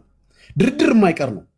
ስለዚህ ድርድር ከተደረገ በሀሳብ እንኳን አሸንፎ ፋኖ አሸንፎ እዚህ ጋር ሀሳቤን በቃ እንደ ልብ ገልጻለሁ፣ አልታሰርም አልታፈንም ብሎ ምርጫ አድርጋለሁ፣ ሀሳብ አለኝ፣ ህዝብ ይመርጠኛል ብሎ አምኖ ከመጣ ግርድና ነው ልትለው ነው ማለት ነው የኔ ጥያቄ። እነዚያ ሁሉ ወጣቶች ግርድና ካልካቸው እና ሁለተኛው ደግሞ የጌታቸውና ሐራ መሬት ያለው አይለያዩም። አንድ ነው ሀሳባቸው፣ አንድ ነው ልባቸው። ይህንን ላረጋግጥልህ እፈልጋለሁ። ጌታቸው ደግሞ የብልጽግና ገረድ አይደለም። በምንድን ነው የምታረጋግጥልኝ? ላረጋግጥልህ አዲስ አበባ ነኝ ያለሁት። አንተ እኮ ውጭ ነው ያለኸው። ማረጋገጫ አይሆንም እኮ ወዳጄ። አንተ በየቀኑ እየመጣ ነው፣ ወደ ሐራ መሬት እየመጣ እኮ ነው። በራሱ ለመወሰን የትግራይ ወጣት በራሱ አጀንዳ አይደለም ሲጀመር። ይኸውልህ ጆርጅ አጀንዳ አይደለም ነው። እንደዛ ከመጣ ይታቸውን እያየሁት ነው። ይታቸውን ደስ ይለኛል። በየቀኑ እከታተላለሁ። ትግርኛ፣ አረብኛ፣ አማርኛ፣ እንግሊዝኛ እችላለሁ። ጋዜጠኛ ነኝ ብያለሁ። እንደ ጋዜጠኝነትና እንደ ኢትዮጵያዊነት እኮ ውይይታቸውን እየሰማሁት እኮ ነው። ፋኖ የሚወያየውን እዚህ የምትሉትና የትግራይ ወጣት ትላንትና ጦርነት ምን እንደሆነ ጆርጅ ጥያቄህን ልመልስ ማለት አሁን ሌላ ውስጥ ገብተሃል አንተ። የትግራይ ወጣት ማለት ጀምረሃል። እኔ ጥያቄህን ልመልስ። አደባባይ ላይ ማረጋገጫ ገረድ ካልከው ማረጋገጫውን ገረድ ነው የብልጽግና ገረድ ነው ካልከው ነገ ጠዋት አንተም በሐሳብ ትፈልጋለህ ለአማራ ህዝብ አትድገመው ጆርጅ ጠይቀኸኛል እኮ ልመልስልህ እንዴ አዳምጠኝ ደግሞ እኔ ፋኖ ነገ ጠዋት ፋኖም ቢሆን የሚደራደርበት የራሱ ሲጀምር ለመደራደር የመደራደሪያ ነጥቦች ይኖሩታል የአማራን ህዝብ ይዞት የወጣውን የአማራን ህዝብ ጥያቄ የሚመልስ ድርድር እስከሆነ ድረስ ሊደራደር ይችላል ነገር ግን ከዛ ውጭ ያንን ጥያቄ ትቶ ልክ ጌታቸው ረዳ እንዳደረገው ሄዶ አንድ ግለሰብ በግሉ አንድ የፋኖ መሪ የሆነ የህዝቡን ጥያቄ ይዞት ወደ ጫካ ያወጣበትን ጥያቄ ትቶና ዘንግቶ ረስቶ ብልጽግና ለዘላለም ይንገስ ብሎ ለብልጽግና ተገርዶ የሚሄድ ከሆነ አወገረድን ህለዋለሁ ነው ማለት ነው ነገር ግን ሐሳቡን ሳይጥል ጫካ የወጣበትን ሐሳብ እንደያዘ በጠረጴዛ ዙሪያ የሚከራከርበትና በሐሳብ የበላይነት አንድነት መጥቶ ኢትዮጵያ እንደ ኢትዮጵያ የምትቀጥልበት ሁኔታ የሚፈጠርበት ነገር የውጭ መንግስታት ገብተውበት ካለ በዛ ዙሪያ ተወያይቶ የራሱንም የህዝቡንም ጥያቄና መብት አስከብሮ ከሌላው የኢትዮጵያ ብሔር ብሔረሰብ ጋር እኩል አድርጎ በየትኛውም የኢትዮጵያ ክፍል ተንቀሳቅሶ የመኖር የመስራት መብቱ ተረጋግጦለት የሚኖርበትን ሁኔታ አረጋግጦ የሚሰራ ከሆነ ያረለለው አልችልም ምክንያቱም የራሱን ጥያቄ አስከብሮ የሌሎችንም ጥያቄ አክብሮ እስከኖረ ድረስ ያቺ አይነት ኢትዮጵያ ነው የምንፈልገው ሁላችንም ነገር ግን እንደ ጌታቸው አይነት አካሄድ የህዝቡን ለዓመታት ሲያዋገው የነበረውን ህዝብ ሜዳ ላይ በትኖ ምንም አይነት ጥያቄ ሳይዝ ዝም ብሎ ሄዶ አብይ ለዘላለም ንገስ ብሎ ሄዶ ከአብይ ስር ቢቀመጥ የዲሞክራሲም አይደለም ለማንም የሚጠቅም አይደለም መጀመሪያም ሁላችሁም ደስ ላይ ያላችሁም ሚኪም ደናደር ግን የትግራይን ህዝብ ሜዳ ላይ አልጣለም አሁንም ሰላማዊ ሰልፍ እየወጡ ነው ዛሬም ትናንትም ወጥተዋል ይሄ አዲስ አይደለም ሚዲያ ላይ የሚሽከረከር ነው በጣም ብዙ አትዋሽ ሚኮ አቅም የለህም በጣም ውሃ እየጠጣህ ደናደሩልኝ ደናደር አመሰግናለሁ ፎካካሪ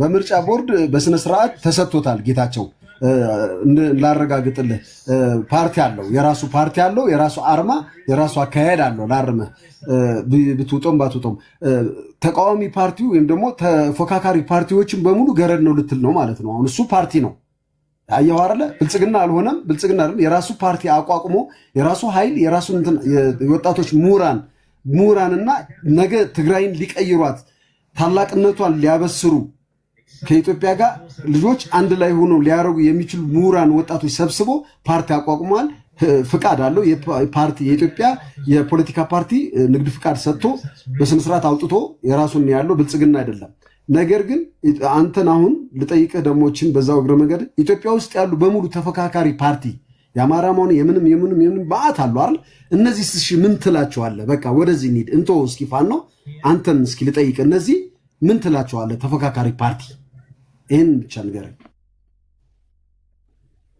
ምንም ተፎካካሪ ፓርቲ እኮ አሁን እኮ ኢትዮጵያ ውስጥ እኮ የለም እኮ ተፎካካሪ ፓርቲዎች ወጥተው ተሰደው አልቀዋል እኮ ምንም ከሀገር ውስጥ ተበትነው አልቀዋል ማን አለ እስኪ ንገረኝ እነ ልደቱ አያሌው አገር ቤት እንዳይገቡ ተከልክለው ሽብርተኛ ነህ እንፈልጋለን ያሉት ልደቱ አያሌው ነው እኔ እመጣላችኋለሁ ሲል አትመጣም ተብሎ ከኤርፖርት ነው ያሳከኝ ነው ሚኮዬ በቃ እኔ አሁን ማን አለ ጥራልኝ የትኛው የፖለቲካ ፓርቲ አመሰግናለሁ በቃ አውቃለሁ የትኛው የፖለቲካ ፓርቲ ነው ያለው ኢትዮጵያ ተፎካካሪ አለ ለኔ አይመጥነኝም ያንተ እንትን ጥላቻ ነው ያለው እንደውም ልንገር በግልጽ ልንገር አትቀየመኝም በግልጽ ልንገር እኔ ተላቀየመኝም አንተ ነህ ስትሳደብ አይደለም አልሰደብኩም ማይኮዬ አንተን አልሰደብኩም ግን መጨረሻ የአማራን ህዝብ ነው ስትሰደብ የነበረው ልንገረው ለአንተ ለቤቱ ከስር ላሉ 50 ሺህ ሰው ልንገራቸው አንተ ጥላቻ የፖለቲካ አይደለም ያለ ፖለቲካ ሐሳብ የለም ጥላቻ አለ ጥላቻ ደግሞ በብልጽግና ስም በአብይ ስም የኦሮሞ ጥላቻ አለበት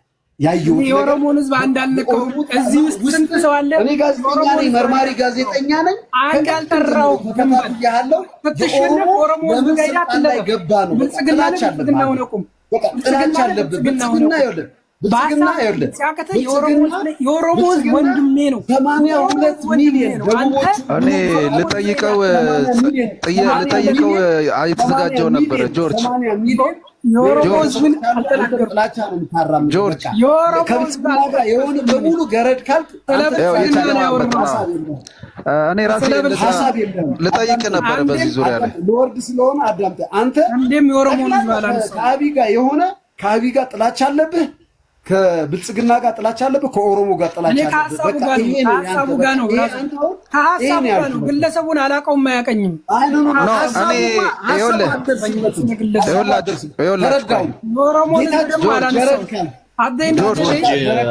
አንተ የዘንድሮ የብልጽግና ተከታይ ትመስለኛለህ። ምን ሆነ ነው አንተ ሐሳብ የሚያነሳ የዘንድሮ ብልጽግናዎች ምን ጀምረዋል መሰላችሁ? ሐሳብ የሚያነሱ የብልጽግናን የሚቃወሙ ሰዎችን የኦሮሞ ጠል እያደረጉ መፈረጅ ጀምረዋል። እና ጆርጅ እንደዚህ አይነት ነገር ኦሮሞ ምናምን ተላልቶ የሚያጠላ ነገር ነው። ማይኮም ጥያቄ አለ እያለ ስለሆነ ማይኮን አዳምጡ። በከንቱ ኃጢአት ነው ይላል መጽሐፍ ቅዱስ። ምክንያቱም በሙሉ ገረድ ነው ነው አረበናታምጣለሁ ጆርጅ ታው አታፈርሰናል አታፈርሰናል 80 ምናምን ሚሊዮን ጆርጅ ሰው ገረድ ያለ ጆርጅ ሞሽናል እኔ ብልጽግና የኦሮሞ ህዝብ ይለያያል። ታዲያ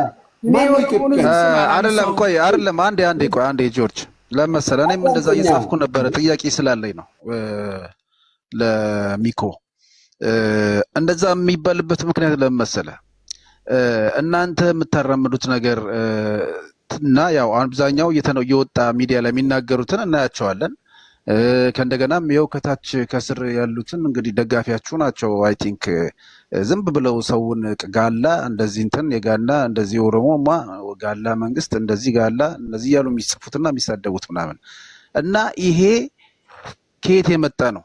እናንተ እንደዚህ አይነት እንትን ካላራመዳችሁ ይሄ ህዝብ ተከታዮቻችሁ ከየት አምጥተው ነው እንደዚህ አይነት ነገር እንትን የሚሉት? እናንተ ነገ መተናገር እንመራለን የምትሉ ከሆነ 4 ኪሎ ገብታችሁ የአማራን ህዝብ ብቻ መቼም 4 ኪሎ ቁጭ ብላችሁ አይደለም የምትመሩት፣ የኢትዮጵያን ህዝብ ልትመሩ ነው 4 ኪሎ የምትገቡት። ስለዚህ እንደዚህ አይነት የኦሮሞ ጥላቻ ኖሮ እንዴት ነው 4 ኪሎ ገብተህ ልታስተዳደር ልገዛ የምትችለው? ኢትዮጵያን ያሉ ኦሮሞ ኢትዮጵያን መግዛት ይችላል ወይ?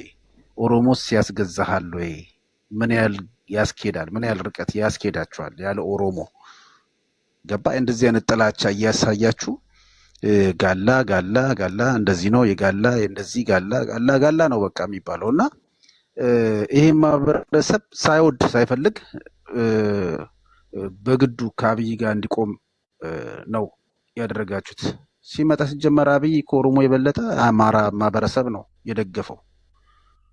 አሁን እናንተ ብትሄዱም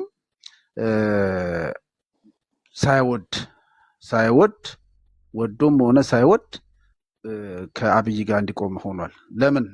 አብይን እንትን አይዲዮሎጂ ተከትለውም ብቻ ሳይሆን በማንነቱ ስለመጣችሁ፣ ስለዚህ እንደዚህ ከሆነ ደግሞ ጀስት ከሱ ጋር ቆሜ ያለውን እጋፈጣለሁ ብሎ እንትን ይላል ማለት ነው። ስለዚህ እንደው እንደዚህ አይነት ነገር ጥላቻ እያለ የዚህን አስተሳሰባችሁን ሳታስተካክሉ ለመምጣት ታስባላችሁ ወይ? እንደዚህ መተን 4 ኪሎ እንገባለን ጊዜም ይኖረናል ብለህ ታስባለህ ወይ ነው? ገብተህ ልትቀመጥ ትችላለህ ወይ 4 ኪሎ ላይ? ሌላ ይህን ጉዳያችሁን ጣላችሁን ጥላቻችሁን ካላስተካከላችሁ ማለት ነው። እና ከስር ያሉትን መንጋዎች እንደዚህ በየቤቱ በየሰው ቤት እየሄደ በየኦሮሞ ቤቱ እየገባ ጋላ እያለ ሰውን የሚሰድበው ከመንግስት ጋር አሁን ይወቁ። የኦላ ደጋፊ ይሁኑ የመንግስት የብልጽግና ደጋፊ ይሁኑ ሳያውቁ ኦሮሞ ስለሆነ ብቻ እየመጣ ማንምንም ጋላ አንተ ጋላ እንደዚህ ምናምን ማለት ይሄ ያኖረሃል ወይ? ያለ ኦሮሞ ህዝብ መተ ኢትዮጵያ እንደ አንድ ቀን ገብቼ ያስተዳድራለሁ ወይ ብለህ ታስባለህ ወይ? ቆይ ትጠይቂዋለሽ፣ ትጨምሪያለሽ ጥያቄ እና ትችላላችሁ ወይ? አንድ ቀን ታድራለህ ወይ 4 ኪሎ? እሱን ትመልስልኛለህ። ከእንደገና ደግሞ የአማራ ህዝብ የለውና ልጨርስልህ ጥያቄ፣ ሌላ አንድ ጥያቄ ልጨምርልህ። 2 ጥያቄ ነው ያለኝ። ጥያቄ ጋር አብረን እንድታስተካክልኝ ነው። እኔ እዚህ ጋር ወጥቼ አንዴ የኦሮሞን ህዝብ አይደለም መስደብ ስሙን መልስ ትሰጠኛለህ። አይ አንተን አይደለም እየነገርኩህ ነው ያለውን እኮ እየነገርኩህ አብዛኛው ነው። አንተን አይደለም ብለህ አሁን አንተ የተጠነቀቅ ልትሄድ ትችላለህ። አሁን እዚህ ጋር አሁን አብዛኛውን ከታች አይተህ ከሆነ የእናንተ ደጋፊ የሚጽፉትን ኮሜንት እና በተለያየ እንደዚህ በዩቲዩብም ምናምን የትም ቦታ ላይ የተቀረጸ የታጠቀ መሳሪያ የሚይዘው ምን የሚበሉ ሆነው ደጋፊዎቻችሁ የሚናገሩትን ጥላቻ አነጋገር ነው የምነግርህ። እና ይሄንን ነገር አስተሳሰብ ይዛችሁ 4 ኪሎ ገብተን ልንመራ እንችላለን ብላችሁ ታስባላችሁ ወይ? ይሄን ነገር እንዴት ነው የምታዩት? ከመንግስት ጋር ይህን የኢትዮጵያን ህዝብ ማነው የኦሮሞን ህዝብ እንደዚህ አንድ ሳንቲም ግል እንትን አድርጋችሁ አስባችሁት ባለዋለበት የማይወክለውን መንግስት ይሄ የኢትዮጵያ መንግስት እንጂ የኦሮሞ መንግስት አይደለም ያለው ቤተ መንግስት። ስለዚህ የማይወክለውን ህዝብ እንደዚህ ጥላቻ እየነዛችሁበት በግድ እንዳውም ከመንግስት ጋር እንዲቆም ያደረጋችሁትን ህዝብ እየሰደባችሁ መታችሁ 4 ኪሎ ገብተን ኢትዮጵያን ህዝብ ልናስተዳድር እንችላለን ነው ያለ ኦሮሞ ብላችሁ ታስባላችሁ ወይ? እዚህ ላይ ምንድነው ያሰባችሁት? እሱን ትመልስልኛለህ። ከእንደገና ደግሞ የአማራ ህዝብ የህልውና ጥያቄ ነው ያለው ምናምን ብላችሁ ነው እንትን ጦርነት ላይ የገባችሁት። ኦኬ ጥያቄ ሊኖራችሁ ይችላል። ግን በአሁን ሰዓት የኢትዮጵያ ጠላት ባለበት ሁኔታ ህዋትም ከኤርትራያንስ ጋር ሆነው ኢትዮጵያን ለመውጋት እንትን እያሉ ባሉበት ሰዓት ላይ አሁን አንዴ እኛ ማንም እንትን አላለም ትላላችሁ፣ ግማሾቻችሁ እዛ ሄደን እንሰራለን ከማንም ጋር ሆነን አሁን ማን እንደሚመራም ግራ ይገባን ያ ነው። ግማሹ እንደዚህ አይነት አስተሳሰብ ነው የሚሰጠው፣ ግማሹ ጭራሽ ኧረ እኛ ከኛ ጋር እንትን ያለ የለም የመጣም የለም ይታገልም የለም እንደዛም አላሰብንም ምናምን። አንዳንዱ ደግሞ ከሰይጣን ጋርም ቢሆን ጠላታችን ጣልተን አብይን እንትን አድርገን 4 ኪሎ መግባት ነው ይላል። ስለዚህ ማን ነው የሚመራው? ምንድነው የትኛውንስ ነው የሚሰማው? ከእንደገና ማን ነው ለድርድር የሚቀርበው? እስቲ አሁን ድርድር ቢኖርና ለድርድር ነገሮችን ቢመቻቹ እነማን ናቸውስ መተው ለድርድር የሚቀርቡት? ከእንደገና ያለው ታይም ምቹ ነበረ ለናንተ?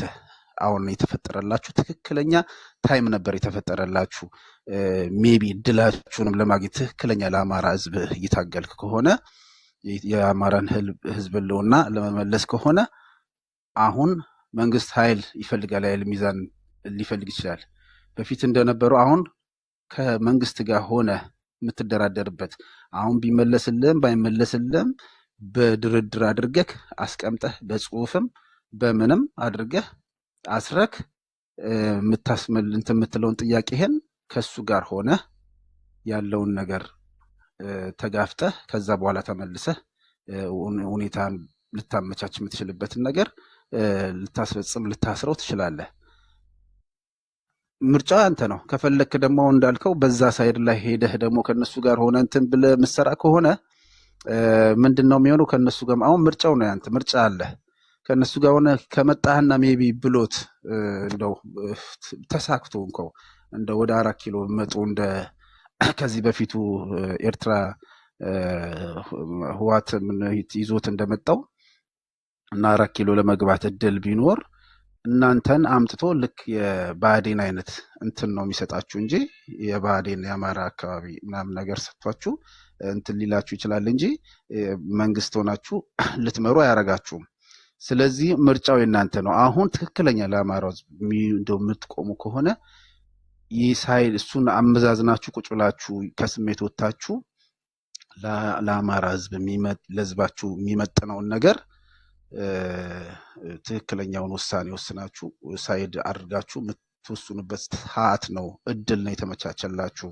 እና ይሄን ነገርስ እንዴት ታስባላችሁ? ተነጋግራችሁ ወደ አንዱ ሳይድ ለመሄድ እና ትክክለኛውን የእናንተን እንደው እንትን ጥያቄ ሊፈታላችሁ የሚችለው እንዴት ሄዳችሁ እዛ ጽምዶ ሆናችሁ ወደ 4 ኪሎ ለመግባት ገብታችሁ እሱ ትክክለኛ መልስ ይሰጣችኋል ወይስ እዚህ ከመንግስት ጋር ሆናችሁ ትክክለኛውን የህልውናችሁን ጥያቄ ሊፈታላችሁ ይችላል?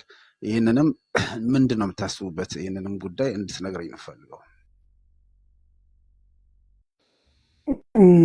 ኦኬ ማይኮ ብዙ ማብራሪያ ነው፣ ግን የተወሰኑ ጥያቄዎችን ይዣለሁ። እንግዲህ ለመመለስ ሞክራለሁ። ጥያቄ የመጀመሪያው ጥያቄ የኦሮሞን ህዝብ እንደዚህ እየተሳደባችሁ ምናምን ያልከው ነገር ፋኖ የኦሮሞን ህዝብ አልተሳደበም፣ ተሳድቦም አያውቅም።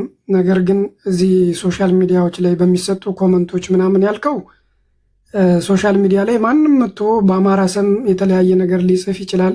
ኢቭን መንግስት ሳይቀር የሶሻል ሚዲያ ፕሮፓጋንዲስት ቀጥሮ እንደ አማራ ሆነው ሌላውን ብሔር እየሰደቡ አማራን ለመነጠል የሚሰሩ ሰዎች እንዳሰማራ እኛ በፋኖ ኢንተለጀንስ የተደረሰበት ጉዳይ ነው። ኖ እንደዛ አይደለም። በትክክል ሚኮ በትክክል የእናንተ ደጋፊ ሆኖ በጣም የሚታወቁ ሶሻል ሚዲያ ላይ በደንብ ብዙ ፎሎወርስ ያላቸውና ብዙ የሚታወቁ እንትኖች ቁጭ ሲሳደቡ የሚውሉ አሉ። ቲክቶከሮች ትክክለኛ እናንተ እንትኖች ወደሱ እመጣለሁ። ምንድነው አሁን ያነሳው በሶሻል ሚዲያው ላይ ያሉት አንዳንድ ግለሰቦች እውነትም ታዋቂ ያልካቸው ማንነታቸውም አይታወቅም፣ ፊት ለፊት የሚወጡም አይደሉም። ኢቭን አማራ ስለመሆናቸውም ማስረጃ ሁሉ የለም። ሲቀጥል የአማራን ህዝብም እንደ ህዝብ በግልጽ የሚታወቁ ወጥተው ኦሮሞ ሆነው የአማራን ህዝብ የሚሰድቡ አዲስ አበባ ላይ ሳይቀር ወጥተው አንቺ ገረድ እያሉ በተለያዩ ቦታዎች የሚሰሩ ሴቶችን በመስተንግዶ በምናምን በቪዲዮ እየቀረጹ ራሳቸውን ሲለቁ አይተናል። ያ ግን የኦሮሞን ህዝብ አይወክልም ብለን ስለምናስብ ነው እኛ እንጂ አንተ በምትለው ልክ አማራ ኦሮሞ ተሰደበ በአማራ በምትለው ልክ እንደውም በማንነታቸው ለኦሮሞነታቸው በግልጽ የታወቀ ሰዎች አዎ እኔ ባለ ጊዜ ነኝ ኦሮሞ ነኝ እያሉ አማራን ረግጣለሁ ምን ታመጣለህ እያሉ አማራን የሚሰድቡ አሉ በአደባባይ በመንግስት ፊት ማለት ነው። መንግስትም ዝም ያላቸው እንደውም አንዳንዶቹ ጥያቄ ልመልስ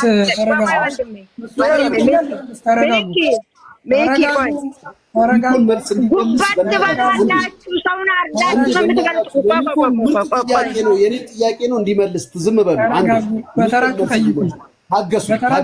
ቆይ አንዴ ቆይ ጠብቁና ከዛ ጠይቂያለሽ። ምርጥ ጥያቄ ስለሆነ የኔም ሀሳብ ስለሆነ ያ ልጨርስና ሁላችሁም ጥያቄያችሁን መጠየቅ ትችላላችሁ። አሁን ምንድነው እየተናገርኩ ያለሁት በአማራ ስም መጥቶ ተገልጾ በቪዲዮ ማንነቱ የሚታወቅ አማራ ነኝ የሚል እስካሁን ድረስ ኦሮሞን ሲሳደብ ያየሁት የለም።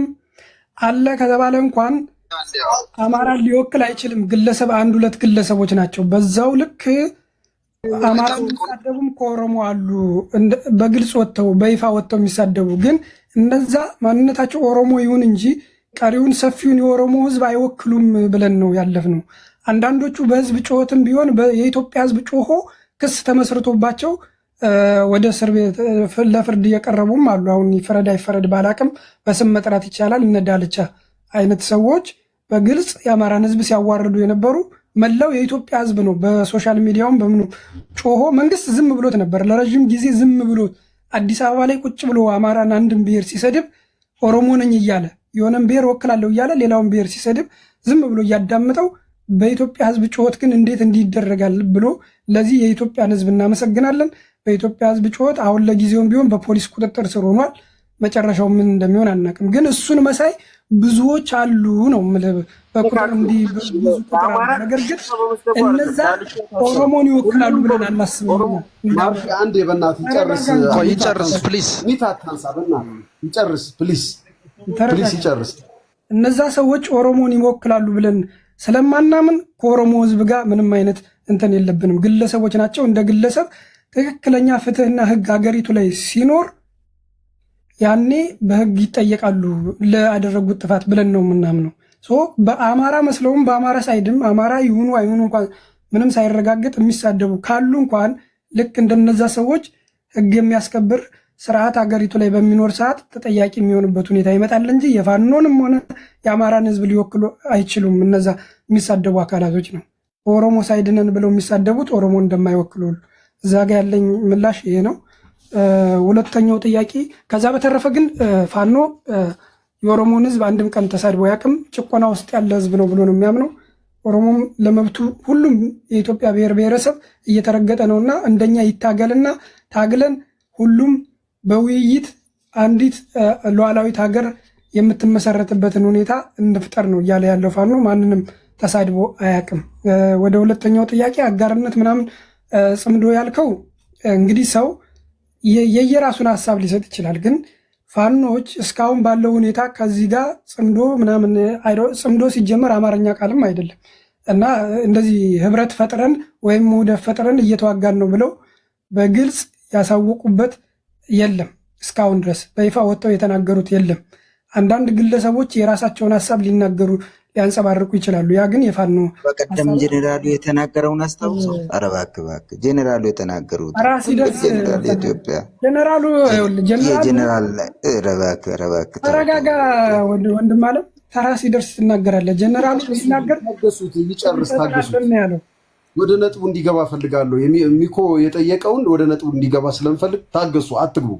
ጄኔራሉ ያለው አሁን ያነሳው በመሃል ገብቶ ጄኔራሉ መፍጠር ካለብን አጋርነት መፍጠር ካለብን እንዳይረሳ የሚኮ እንዳይረሳ ማረሳውም የሚኮን ጥያቄ አብሮ የሚመለከት ስለሆነ ነው እንጂ ባይመለከት አላነሳውም። ስለ አጋርነት የተነሳ ነው። ዞሮ ዞሮ ጄኔራሉ ሞቶ የተናገረው አጋርነት ልንፈጥር እንችላለን ነው ያለው። አጋርነት ልንፈጥር እንችላለን፣ አስፈላጊ ሆኖ ካገኘ ነው ልንፈጥር እንችላለን ያለ። እኔ ደግሞ እያልኩ ያለሁት እስካሁን በይፋ የተፈጠረ አጋርነት የለም ነው። ወደፊት ግን አስፈላጊ ሆኖ ካገኘ ነውና የአማራን ሕዝብ ጥቅም የማይጎዳ ከሆነ እና የአማራን ሕዝብ የህልውና አደጋ ለማስቀረትና ለመቀልበስ የሚያግዘን ነው ብሎ ካመነበት ፋኖ ከየትኛውም አካል ጋር የኢትዮጵያን ብሔራዊ ጥቅም በማይነካ መልኩ ከየትኛውም አካል ጋር ህብረት ሊያደርግ ይችላል ነው እያልኩ ያለሁት። ይሄ ደግሞ ማንም የሚያደርገው ነው። መንግስትም እንኳን እመራዋለሁ የሚለውን ህዝብ ለመጨፍጨፍ ዛሬ ጠላት ካደረገው አካል ጋር በአንድ ወቅት ህብረት ፈጥሮ ነበረ እና ነገ ከነገ ወዲያ ምናልባት ፋኖ ከሌሎች ጋር ጥምረት ቢፈጥር እንደው እንደ ባንዳ ምናምን ብላችሁ የምትጮሁ ሰዎች ምን ነው ትናንት መንግስትን ባንዳ አላላችሁትም ብዬ የሞራል ጥያቄ አቅርቤ ማለፍ ፈልጋለሁ በዚሁ አጋጣሚ። ነገር ግን እስካሁን የተፈጠረ በይፋ የተገለጸ ምንም አይነት ጥምረት የለም ነው እያልኩ ያለሁት። ሌላው ወደ ሶስተኛ ጥያቄ ይመስለኛል ያስኩት ለድርድር ቢባል ለድርድር የሚቀርበው ማን ነው ላልከው ሚኮ፣ በመጀመሪያ ደረጃ ጥያቄው ራሱ ማይኮ ይቅርታ አስቂኝ ነው። ምክንያቱም ለድርድር ክፍት የሆነ አካል የለም ኢትዮጵያ ውስጥ ድርድርን የሚፈቅድ በጠረጴዛ ዙሪያ መወያየት የሚችል ኖ አይደለም። አሁን ቢኖር ድርድር ቢመጣ አሁን ምንድነው የምሰማው? አንዳንድ ደግሞ ማየው ነገር ስላለ ነው። ይሄ ሽምግልና ምናምን ምን የመንደር እንትን ሽማግሌና ቄስ እየላከ በእንደዚህ የሚባል ለእንትን አንቀመጥም። ከዚህ በኋላ ከሆነም ለምን እንግዲህ አንዴ ሸኔ እንትን ተልኳል፣ ታንዛኒያ ሄደው እንትን ብለዋል ነበር እና ስለዚህ በኢንተርናሽናል እንትን ደረጃ በትልቅ በእንትን ነው በድርድር ነው ከሆነም ምናምን ሲባል ሰምቻለሁ። እንደዛም ስላየው ነው እና እንደው እንደዛም ሆኖ እንደዛ አይነት እድል ራሱ ቢኖርስ ማን ነው የሚቀመጠው? እሱን ለማወቅ ነው እና ከእንደገና እንዳልኩ እንትኑ እንዳትረሳ ለህልውናችሁን ሊያስመልስላችሁ የሚችለው ከነሱ ጋር አብራችሁ በመስራት ነው። ከነሱ ጋር አብሮ 4 ኪሎ በመግባት ነው የአማራ ህዝብ ህልውና የሚመለሰው ወይስ እዚህ ከመንግስት ጋር ባለው ተደራድረህ በምታገኘው አሳሪ በሆነ ነገር ነው ልታገኙ የምትችሉት ነው ምለው። አለበለዚያ የግድ እናንተ ወደዛ በእነሱ ጋር ነው ብለን ካሰብክ ያንን ትክክለኛ በጦርነት ማን ነው በግዢ እንደ ፕሮክሲ ዋር ተደርጎ እንትን እያላችሁ እየተዋጋችሁለት ነው ያላችሁት። ስለዚህ እዛ ጋር የግል ጥቅም አለ ማለት ነው ተብሎ የሚታሰብም ነገር አለ። የግድ ከነሱ ጋር ሆነን እንትን ማለት አለብን ካላችሁ አይ ለአማራ ህዝብ ነው የምንታገለው እና ለህልውና እንትን አለበት እሱን ነው የምንጠይቀው የምትሉ ከሆነ ደግሞ የህልውናውን እንትን ልታስፈቱበት የምትችሉት መንግስትን በዚህ ታይም ላይ አሪፍ ጊዜ ተፈጥሮላችኋልና ይሄ ነገር ተመቻችቶላችሁ እንደው የድርድር ሁኔታ ቢፈጠር እሱን ተቀብላችሁ ለአማራ ህዝብ ትክክለኛ እንትን የምትሉ ከሆነ አሳሪ ነገር ኖሮ መልሱ የምታገኙት ከመንግስት ጋር እዚሁ በመስራት ነው። እሱን ነው እንደዛ ልል የምፈልገው ማለት ነው። አለበለዚያ እኛው ነው በግድ ብለህ እንትን ካልክ ያንን የግል ጥቅም ነገር አለ ማለት ነው እንጂ ለሀገርህ ለብሔርህ ህልውና ችግር መፍትሄ አገኛለሁ ብለህ መቼም ማሰራም ከነሱ ጋር ለማለት ነው። እሱንም አንድ ላይ አያይዘህ እንትን የሚለን እንድትነግረን ነው። አይ ገልጭልሃለሁ ማይኮ፣ ቅድም ከሰማኝ የአማራ ፋኖ እስካሁን ባለው ሁኔታ ከማንም ጋር ህብረት ፈጥሮ ያደረገው ነገር የለም። ወደፊት ግን ያዋጣኛል፣ የአማራን ህዝብ ጥያቄ ይዤው የወጣሁትን ጥያቄ ይመልስልኛል፣ የአማራን ህልውና አደጋ በዚህ መልክ እንድቀርፈው ያግዘኛል ካለው ከማንኛውም ኃይል ጋር ህብረት ሊፈጥር ይችላል። የኢትዮጵያን ብሔራዊ ጥቅም በማይነካ መልኩ ሊፈጥር ይችላል ነው እያልኩ ያለሁት። ግን የኢትዮጵያን እንትን ጥቅም የማይነካ ማለት ከውጭ ኃይል ጋር ከቆምክ እንዴት ነው የኢትዮጵያን እንትን የማይነካው? እኔም ጥያቄ እሱ ነበር። ማድረግ ይቻላል፣ ምንም ችግር የለም። እንዴት ከውጭ ኃይል ጋር ኢትዮጵያን እየወጋ ከእንዴት ነው እንደዛ ሊሆን ነው? ከውጭ ኃይል ጋር የውጭ ኃይል መጥቶ ኢትዮጵያን አይወጋም። ግን ወደባችን እኮ የተቆረጠው እኮ በህወሓትና በህግደፍ በኢትዮጵያ ኢንትረስት እኮ የተወሰደው በእነሱ ነው። እና ያ አይነት ስህተት እንዳይደገም ምንድነው ዋስትናው? ሰው ጥያቄ ነው። አንዴ ይጨርስና የኔን ከዛ እናንተ ታከታትሉለታላችሁ። ቆይ ቲና እሺ፣ አንዴ ይጨርስና ትጠይቂዋለሽ አንቺ። ሶሪ ሚኮ ቀጥል ብራዘር። ያ አንድ አካል ከአንድ አካል ጋር ግንኙነት ሲፈጥር የራሱ የሆኑ የመስማሚያ ህጎች አሉት። ያንን ህግ በጠበቀ መልኩ ነው ከየትኛውም ከውጭም ጋር ይሁን ከምንም ጋር ይሁን የሚስማማው ስምምነት ይወስነዋል በወቅቱ ላይ ማለት ነው። የዛኛው ሰው ኢንተረስት ምን አይነት ነው? የዛኛው ሰው ኢንተረስት ታያለ፣ የራስን ኢንተረስት ታያለ። የዛኛው ሰው ኢንተረስት እና የአንተ ኢንተረስት የብሔራዊ ጥቅምን በማይነካ መልኩ ኢንተረስቱን ማስጠበቅ የሚፈልግ አካል ይኖራል ከውጭም ቢሆን ማለት ነው። ይህ የዲፕሎማሲ ስራ ነው ማለት ነው። እና ለምሳሌ መንግስትም እኮ አድርጎታል እኮ ካሁን በፊት አሁን ጠላት ከሆነው አካል ጋር ልክ እንደዛ ነው ሊሆን የሚችለው። ዞሮ ዞሮ ከነዛኞቹ ጋር ከነዚህኞቹ ጋር ያልከው ግን ሚኮ አሁን በዚህ ሰዓት የሚመረጥበት ሁኔታ የለም። ወደ መንግስት ስመጣልህ ግን መንግስት የሚባለው አካል የሚታመን አይደለም፣ ታማኒነት ያለው አይደለም። በተደጋጋሚ ቃሉን የሚያጥፍ ለድርድር ብለው የቀረቡትን ሁሉ ወይ አስሮ የሚያሰቃይ ወይም ደግሞ ከሀገር የሚያባረር ስለሆነ ምንም አይነት ታማኒነት ስለሌለው እንጂ ሽማግሌ ያስታርቀን ስለተባለ ወይም ኢንተርናሽናል መጥቶ ያስታርቀን ስለተባለ ያ አይደለም ጥያቄው። ጥያቄው መንግስት የጫና የሚፈጥርበትና ነገ ለቃሉ ተገዥ ባይሆን ቃሉን ባያከብር ስምምነቱን እጥሳለሁ ቢል ጫና ሊፈጥርበት የሚችል አካል መኖር አለበት ነው። የሀገር ውስጥ ሽማግሌዎች መንግስት ላይ ጫና የመፍጠር አቅም የላቸውም። አርፋችሁ ተቀመጡ ቢባሉ በአንድ ቃል አርፈው የሚቀመጡ ናቸው ነው። መንግስት ደግሞ ከአሁን በፊት በተደጋጋሚ በታየበት አቋሙ በቃሉ የሚገኝና ቃሉን የሚያከብር ስላልሆነ በዛ ምክንያት የዓለም አቀፉ ማህበረሰብ ጣልቃ ካልገባበት በቀር ነገ ጠዋት ያለውን ቃል ባያከብር ጫና የሚፈጥሩ ዓለም አቀፍ ተቋማት ካልገቡበት ድርድር ብለን አንቀርብም። ታማኝነት ያለው መንግስት አይደለም ነው የፋኖ አቋም። ይሄ እኮ እኔም እኮ መለሱ ነው። አሁን ይሄ የመንደሩንና ይሄ ባህላዊን እንትን ቀርቶ የእንትኑ ቢመጣ አሁን ልክ እንደነ ማይኮ ወይ አንዴ የቅድም ጥያቄን ረስተዋል። እሺ አንዴ ላርመው። ሚኮ ደግሞ አዳምጠኝ።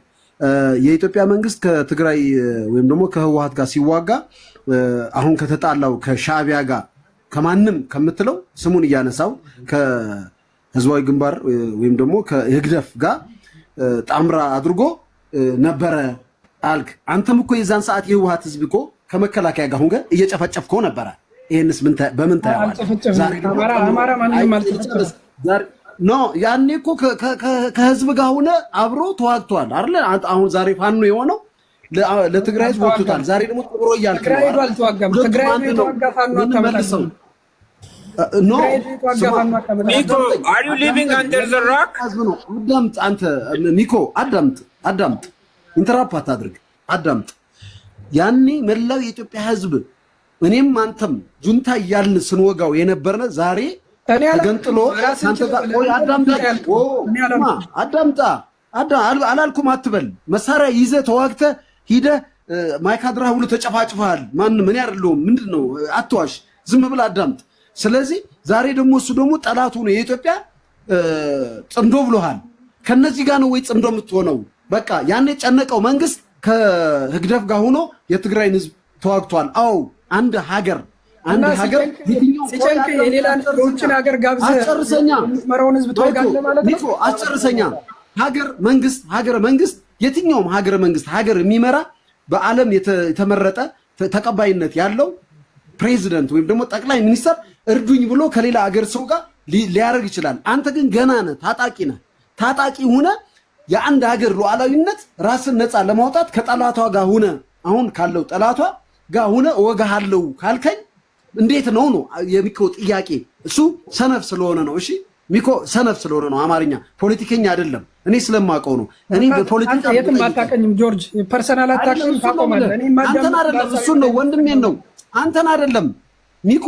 ስማቸው አንድ ሆኖ እኮ እየተምታታ ነው እኮ። ቆይ ወንድሜን ነው ያልኩት። ማይኮን ነው ያልኩት። እሱን ነው ሲጠይቅህ ምን ለማለት እንደፈለገ እኔ ገብቶኛል። እሱ ግን አጠያየቅ ፖለቲካ ስለማይችል ነው። አንተ መንግስት አሁን ወቅቶት የለም ወይ? እኛ ደግሞ ዛሬ ከሱ ጋር ብንሆን ምን አለበት አልክ። አንተም ትላንትና ህግደፍ ገብቶ የትግራይን ህዝብ ሲወጋ አንተ ደግሞ እዚህ ጋር እስከ ማይካ ድረስ አብረህ ሀገሬ ተወግታለች ብለህ ዘምተሃል። ከዛ በኋላ እኮ ነው ፋኖ የተፈጠረው። ከዛ በፊት እኮ ፋኖ አልነበረም። ወንድም አለም እንግባባ። ነጥብ በነጥብ በወረቀት እየያዝክ አዳምጥ። ከዛ በኋላ ነው ፋኖ የተመሰረተው። አሁን ደግሞ ፋኖ ጥያቄ አለኝ፣ ከዛ በኋላ ጥያቄ አለኝ ከጁንታ መልስ ጥያቄ አለኝ ብሎ ከማንም ጋር ልትስማማ አትችልም። ያለችው አንድ አጠገብ ያለው ፋኖና ማነው ህወሓት እና ህግደፍ ነው። ስለዚህ ሌላ ኬንያ አይደለም ግብፅ አይደለም ምንም። ያው ግብፅ በውስጥ እየረዳች ነው። ሱቶ መረጃ እና ማስረጃ ነገ ጠዋት ለዘር ማንዘር የሚጠቅም አለ። ግን አሁን አንተ መመለስ ያለብህ ይሄንን ነው። ይሄንን መልስ እንዳላንዛዛው። ይቅርታ። ኦኬ ቴንክ ዩ። እኔ አንዳንድ ነገሮች ያስቁኛሉ። ላና ምንድነው ከትግራይ ህዝብ ጋር ለመዋጋት ትግራይ ክልል የገባ አንድም ፋኖ ኖሮ አይ ቲንክ ይሄ ልጅ አክሰንት ራሱ አለ። ይሄ የሻዕቢያ የህግደፍ እንትን ነው፣ ተከፋይ ነው። አማራ መስሎ ፋኖ ይላል። ኖ አሪዩ አንደር ዘ ራክ ምንድነው ሰማይ ቀይ ነው እያልከኝ እየነገርከኝ? ኖ ምንድነው ዩ አር ሻዕቢያ የትው ወይም አምቼ ነኝ። አምቼ አማርኛ ታቀላጥፈ የሚታቅ እኛን ትልቁ ዓላማ ልታጓትተን የመጣ ሰው ነህ እናውቃለን። ኢንሰልት አወር ኢንቴሊጀንስ ሀሳብ ስታጣ አማርኛ የምትናገር ሰላይ ነህ አንተ። በቃ አማራ አይደለም። ፋኖም አይደለም። ፋኖ አይደለም። አልተዋጋም ትላለህ። አምጣጫለ አልተዋጋም። አንድ አማራ ነው ዊናው የፋኖ ቲካማት ከታች ኦል ዲስትራክሽን ጆርጅ በሀሳብ የበላይነት ሀሳብ